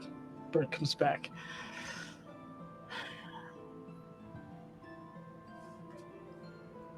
Most of my equipment was in my ship. Possible it survived, but unlikely. Come see me. Much to discuss. I got called to the principal's office, boys. She'll relay that will be one of her stops, and she'll be taking Katasu for that. Okay, so considering we're going to be contacting a bunch of people before we take our long rest, couple things. I guess, where are we taking our long rest? Because I think that'll be our meeting point. With the circle. Okay, with the circle. We're coming back to the circle. We have 3 archdruids and 2 treants on watch. So yeah, no, it's good. Yeah, no, it's a good point. It's a good point. Plus a secret militia not a bad that idea. some of us didn't see. Plus a Yes. stealth ranger army in the woods. You Correct. are Correct. in probably the safest place you could be right now. Yes. He's good. Yes. So just gonna type out who I guess we're reaching out to. So I'll say Ravaya is going to Critman. Is his name with a Y or a K or a C? I don't Spell it know. with your heart. Spell it with your heart. Don't ask for direction. This is the Flandy. Just like, go by the seat of your pants. Who gives a shit? Yeah. Critman, and then she's also going to reach out to Not Dad. And then... Ask for that. Is it wrong that I picture Critman crip walking? She's going to also go to Critman. It's not a crip. Get out of here. And Plex. Oh, so is he a blood? No. I'm an East Coast cat. I'm not doing that shit. Get out of here. Oh, so the next was the bloods. What is he just like drive-by wizarding people in a carriage? Just hanging out like 8 magic missiles come out and get like a renegade wizard. Drive-by wizarding? I just imagine he's out there passing out pamphlets like, you want to be a wizard? You want to be a wizard? Come to my school. You want vengeance? You want vengeance? Anyway, okay. So Katasu and Ravaya will go to Critman first, and then they'll both reach out to their other contacts after that. Roll them. Oh wait, the antecedent we wanted to kind of try, right? I guess I can kind of try that as well. So Ravaya will also do antecedent. For the antecedent, you will need a sending spell, just so you. And I think she would know that. I got that. No, I do not. I'm just saying. I will. Don't No, you're fine. let's go. Yeah. She'll drop by the gelatinis and see if they can spare a scroll for that, I guess. Okay. Sorry. Euphemi. It's okay. No, you're good. I was gonna ask, in addition to the Circle of Dreams druids, Mhm. how firm are her tethers with some of the Fae that she encountered in the Feywild? I mean, granted they're Fae, but is that something she could pull? I mean, you were an entertainer, so I mean, as far as like social things go, they'll get you a gig. But like, you know what I mean? It's not a relationship that was fostered to the point where it's like ride or die situation. Mhm. And second, it's been a while, but yeah, they're familiar with you. You might be able to plead a case, but because you're not on like, induction, like you're not inducted into inner circles. So if you do get any help, it's going to be at a Fey price. We'll hold that one in the back pocket. I know you said Fae, but I just heard Fae and. I do want to point out that anyone around you, Femi, the squirrel tail is back. Wait, Oh, were you were there for that, right? Maybe you don't remember.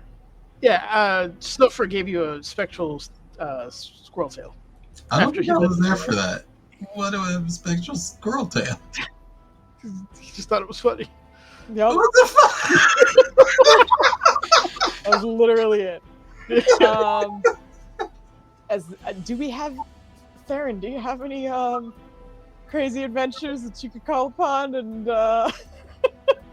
Well, we're all I doing all do this have an Just make something up, backstory man. that doesn't It's a good necessarily come into play. But let me pull it up.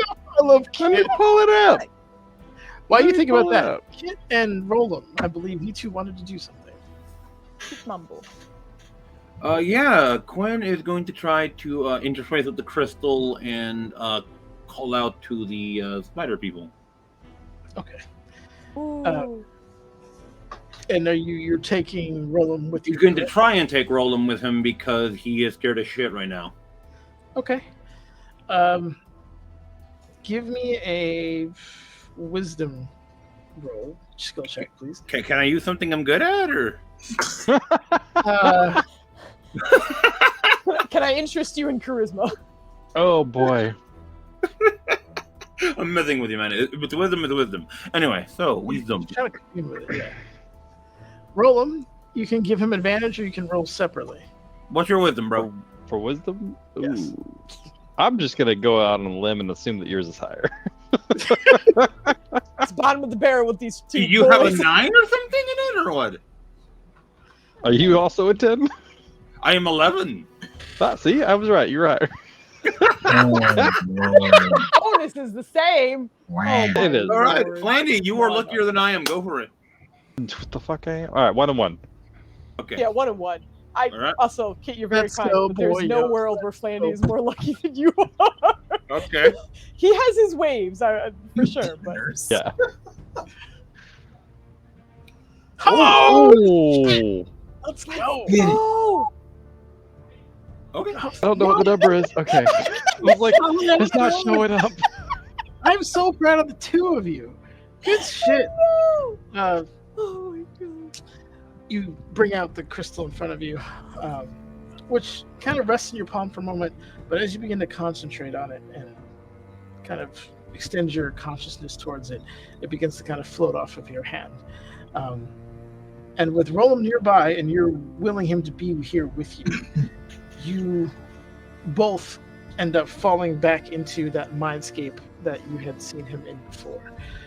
Again, this time absent of the kind of arid desert one that Ablacray or Ablacco, whatever No, who's keep the called same. Stop changing it. A black O-ray. Ablacco Ray had before you. It is just simply the kind of to you, alien forests with the spiders all over the place. It's kind of familiar cove to Quinn. Here, Quinn, you see amongst the trees what looks like kind of a portal sitting there. Beyond the portal, it is slightly like washed out with white light, but you do catch the silhouette of someone you held and probably still do hold very dear, probably most dear to you.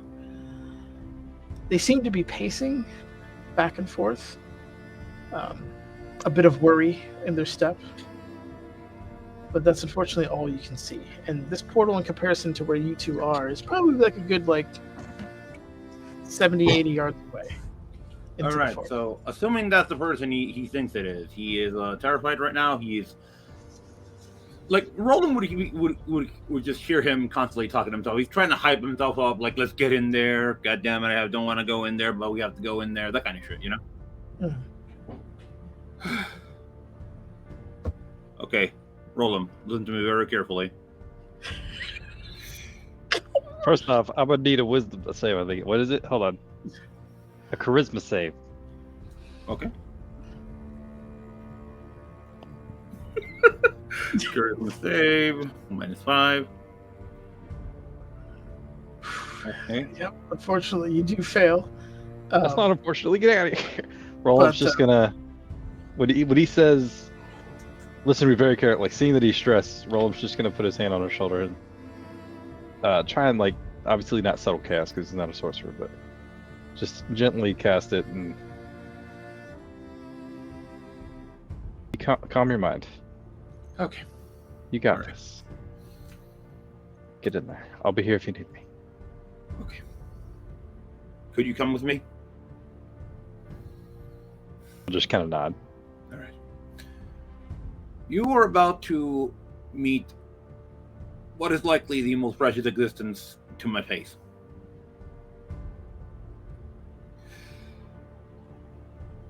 Just don't attack her. Please? I would never. Okay. In fact, I intend to take some of this blame if Okay. need be, buddy. Okay. So he takes a deep breath and let's go. You two walk towards the portal, trees passing you by. Every spider that you pass just kind of stops and watches as you go by. Somewhat eerie effect for those who are not used to spiders of that size giving you all of their attention. But as you approach the kind of whitewashed door, the portal opens to accommodate Quinn. I imagine you're going in first. Mm-hmm. And then Roland, as you guys both kind of pass through this portal and are into what is kind of looks like an open air, I don't want to say palace, but it's got columns and a ornate roof wrought. The curtains are of spider silk that kind of hang open at the moment. And before you is a very well decorated. And Quinn, I'm going to let you describe this because I've read your backstory like 9 times, and I don't remember a physical description, and I don't want to ruin it for you, Chief. And you have this beautiful art behind it. So, what does the High Priestess of House Lurid look like? She is a rather short woman, honestly. Like 5 feet at most, if that at all. Oh. Her skin is almost like completely like dark, obsidian, like very, very dark. But there's the white streaks along her skin. She's got this crown of flowers. And near her there should be okay, god damn it. I'm not good at describing this, I'm sorry. You're good. Take your time, man. There should be some flowers near her, just like growing out of the ground randomly. But yeah. She turns to greet you both in a little bit of surprise to Roland, as I imagine you're probably the first live Furbolg she's ever seen. And I will preface, Brellum is ready to cast Speak with Animals and/or comprehend languages if he needs to. And with a bit of sadness, but not disappointment, to Quinn, as you come out, she kind of holds you by the shoulders, which a little bit higher due to her height advantage, but takes a good look at you and seems to just look through the mask for a moment, and then kind of bring you in for a solid hug. And you hear just kind of whispered, "Welcome back." Okay. He's kind of like shaking as she's holding him. No, you're not. Your emotions are calm. Okay. Oh, never mind. Okay. I'm kidding. They can't be. You can't be. That lasts for a minute. That was the introduction. You're freaking out again. Don't listen to him. Okay. Moment ruined. Oh. I greet the light of the House of Lurid. And the light shines upon thee in response.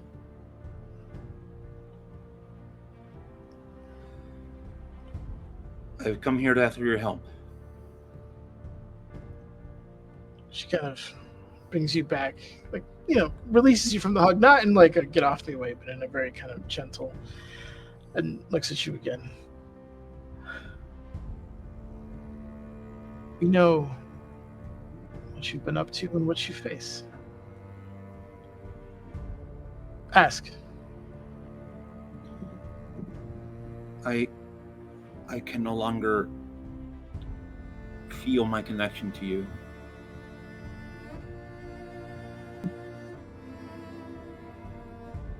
How do I restore that?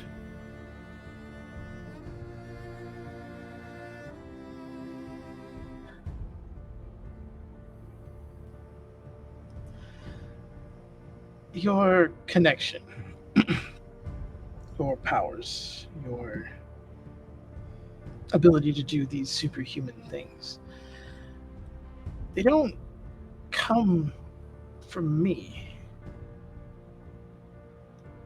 You know that, right? You're what inspires it.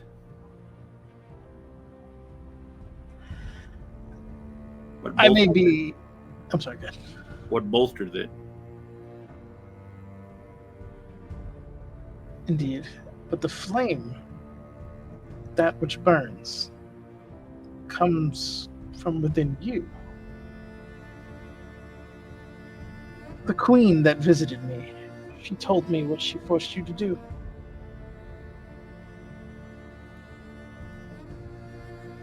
If she was not dying, I would have brought the power of this house against her to hasten her journey. But her last acts were of repentance and a bit of shame. She forced you to wound yourself. I can help you heal it, but you must allow yourself to be healed. You must forgive yourself for what you have done. It is not for me to say. I'm out of calm emotions.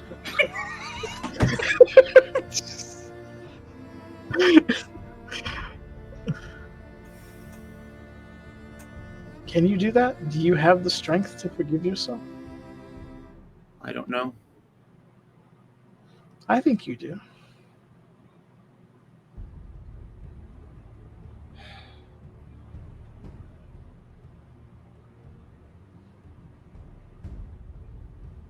I will try.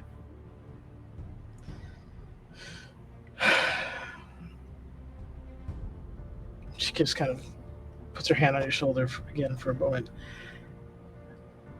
In the best of times, I would give you all the time you needed to recover. As this is undoubtedly an arduous journey.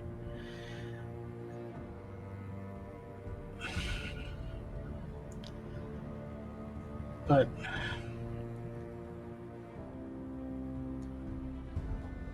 the Great Mother has need of you. She asked for me? She works in ways not everyone understands. But it would be foolish for both of us to assume you were not placed where you were when you were for a reason.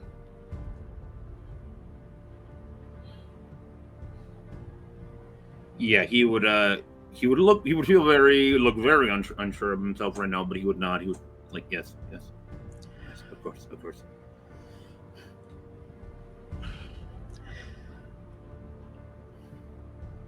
Visitor. Very tall visit. Your friend. What is his name? Roland. His name is Roland. Forgive me, Roland. We have not seen this one for some time. Welcome to one of the many temples of House Lurid. We've been expecting Quinn for some time. Roland just, as soon as he's acknowledged, he gives a very deep bow because I don't know if he knows what else to do. He's very much in a he will not speak until spoken to moment. Good call. Kit, the pronunciation is Zok. Zosh. So, God, I fucking always fuck that up.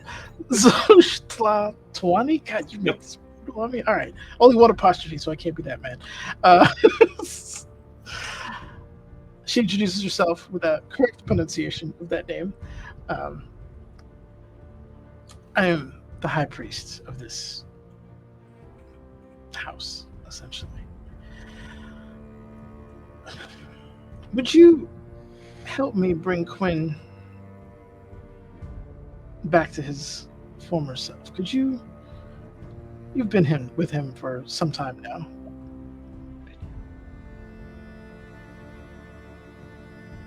Would you speak openly about your thoughts regarding him and his place in your life? Like Roland will kind of, his ears kind of perk up just a little bit because they've been down for like the longest. It's like, I would love to. It's probably going to be the most directly good thing I've done in quite some time. I looked at Quinn and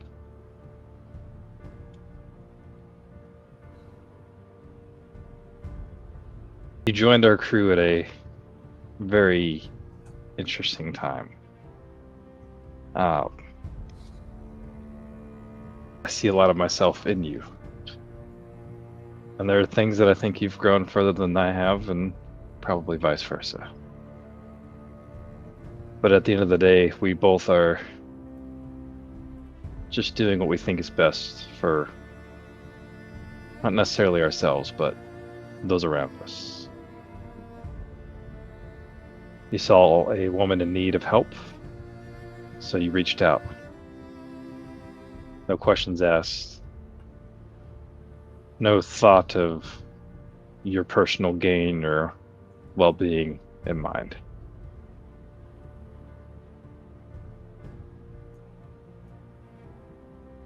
You give me hope that one day I can go home and see my village.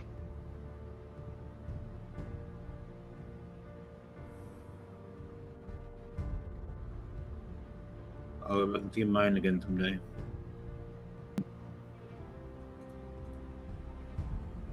He speaks highly of you. Not surprising. Roland.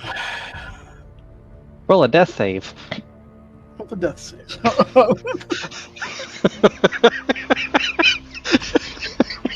Given your Quinn's propensity for trouble, I imagine that hasn't gotten away. And make it double. Oh my god. Would you like to accompany him in something of a trial?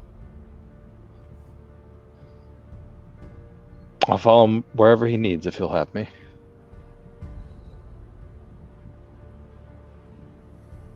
Quinn, Yes. I challenge you to fight your own self-doubt.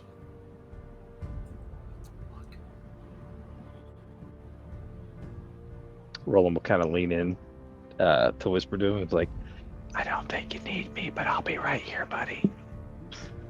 Appreciated. This will be done in the old ways. Perhaps some ways I have almost forgotten. And she turns behind to a little kind of table that's sitting there, and there's two very large kind of clay cups of tea that are steaming at the moment. She picks one up and holds it over to Roland. Don't drink this just yet. Roland, this is like a normal teacup for you. She takes another with 2 hands and gives it over to Quinn. This may be the toughest fight in your life, given how much I know of you. And I wouldn't subject this to you alone. But with a friend here, I feel like you are ready. Drink. Okay. Ah, It's kind of a mixture. There's definitely honey in it. But it's some really kind of like lemony herbs in there. It's honestly kind of pleasant. Reminds you of your childhood, not due to the smell, but it just kind of brings like a youthful vigor to you. And as you begin to kind of savor that flavor, your consciousness begins to kind of fade. You find yourself back in this kind of dark landscape. There's white sand that you are trotting on. And when you move the sand, there's kind of this dark bluish sand beneath it. Not too far ahead, probably say a good 30 yards away, you see your own kind of silhouette, just completely darkened, everything just shaded black. Mask is black, bow is black, everything. And it is just walking confidently towards you. Roland, you were then encouraged to drink. rollable drink. Similar flavor, just kind of mixture of honey and lemon. Reminds you of your childhood back in the Missouri village. Pleasant thought, kind of a fleeting one nowadays, but this memory to you is in a clarity that you don't normally have, so I imagine Roland would maybe appreciate it a bit more. But as you're beginning to kind of savor that moment, you also fall back in, and you see Quinn standing there with his darker half marching towards him.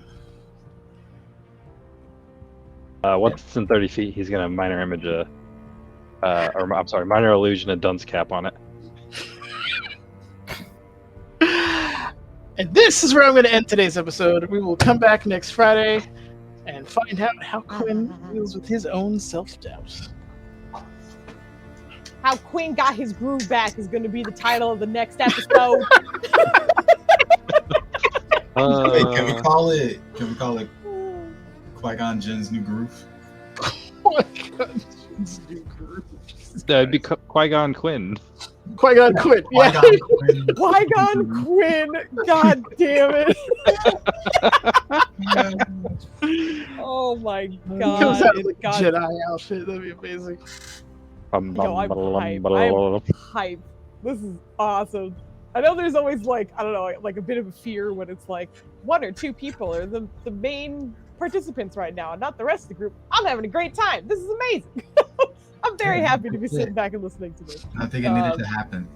This has been So a excited. tether that I've looked forward to see get pulled on for a long time. Yes. I'm very excited to have the spell slots, the equivalent of a level 2 person, This is gonna be great. Oh my god, that was best. And I was like, just overall, how's everyone's spells done?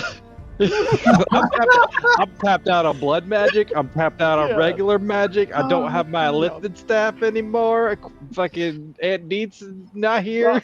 Wait, you trashed your own staff. I mean, Listen, I'm that's why tapped you out. can't talk to Cryptid no more. You did that. Oh, Listen, I'm pretty no. sure I have an orb that he's gonna like very, very much. How could he? I don't understand why Rose did this because, I mean, I know why, but like it's funny from a meta perspective because you literally used it to turn one of our big bads into a mop, and then deleted it. Just like, It was in like a dream sequence, though. It's not like the literal Doesn't matter, guy fool. was turned into it. It does matter. That makes a big difference. You and your circle No. of dreams thinking it's the same. turned it into a mop. That right there is like, Uh, even if you don't use the weapon, that is sentimental value right there. I use this to turn him into a mop. Yo, Your Dragon, kid. the comments, like, Little- I had to reel myself in so hard for some Yeah. of those, because, like, that is Yeah. reeling them, and I was like, control myself. Yo, comments tonight were on fucking point. So as usual, thank you guys for hanging out with us. But like genuinely, thank you for making us smile quite a bit because some of the fucking feedback was killing me. Like there were times I had to block it out because I was like, I'm trying to be serious. You guys are amazing, but I can't read this and Mark be is serious elite. at the same time. I'll tell you. It just said, Yeah, look at Mark him, will kill us. oh my god, dude, he's got jokes Dragon's right there with them. Yeah, Dragon's Yeah, no, with the Dragon's- Paladin Cecil versus Dark Knight Cecil. Oh my Oh, god, man. yeah. Yes. No, in general, y'all are awesome again. Thank you very, very much. Yeah. I think I have someone for us to raid. I'm just trying to see how long they'll be going. I want to point out that I do love y'all, but the frustration in my heart after arguing for Godblight, to hear each of you make one of my arguments for Godblight to convince someone of someone else. I was like, but we just it was I say frustrating. It was also hilarious to me. Yes. Yep. Like my going so hard for it's the end of the world. We gotta make shit happen. I was like, what was I just saying?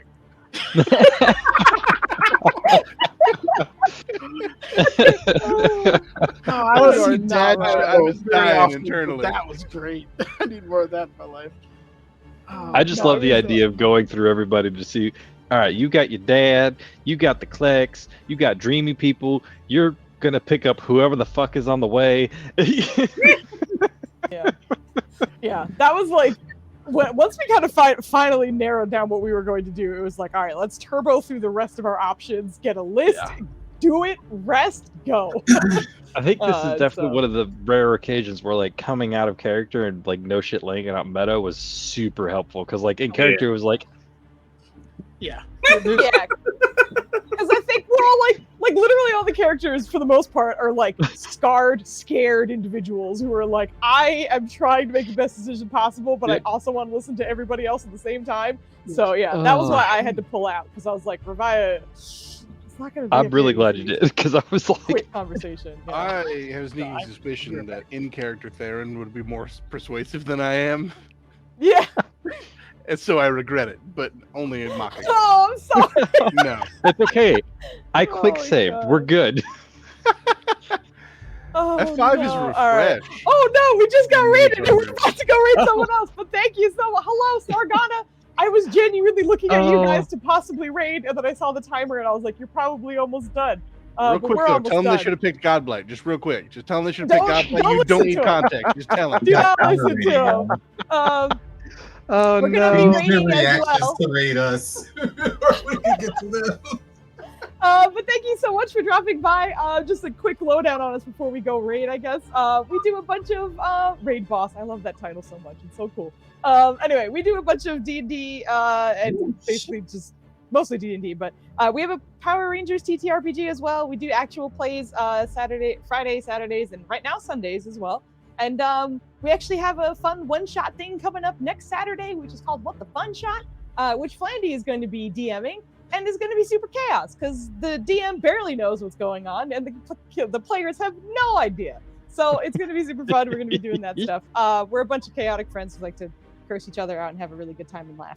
And also, we have some of the coolest people in chat because they were making us laugh when we were trying to have serious conversations the whole night, and it was wonderful. So once again, thank you so much. I trust that mustache implicitly. You shouldn't. You should not. You should absolutely That not. puts me in a The pickle mustache because you is should, controlling except it. it didn't vote Godblight, so you can't. Oh my god. I would have before tonight backed that mustache to the ends of the earth, but it let me down. Frankly, Amazing. betrayed me. Oh my god. But yes, thank you again so much for the raid, and also thank you for the follow. So we're ending right now, but we're gonna go raid as well because we love to pass on the love as well. So I don't know these people, but I just love the name because it's called Scruffy Bard Gaming, and that sounds amazing. So we're gonna go over there and show them some love. Once again, thank you so much for the raid. Yes, and thank you for the follows. Yes, we had 2 raids today. Stargana, thank you so much, and Lanote Turna, I believe. Thank you, Shield Random Lord. raids. Random raids are the best. Yeah. I fully agree because you get to make new friends. But yeah, I think I'm done yammering. We're gonna go raid. Please have a Who's the wonderful smelly? night. Happy weekend, and we'll be back tomorrow for less talky. No, probably about the same amount of talky stuff. We're gonna have a good time. Have a We have an wonderful event night. called Ego. Get out of here. Goodbye.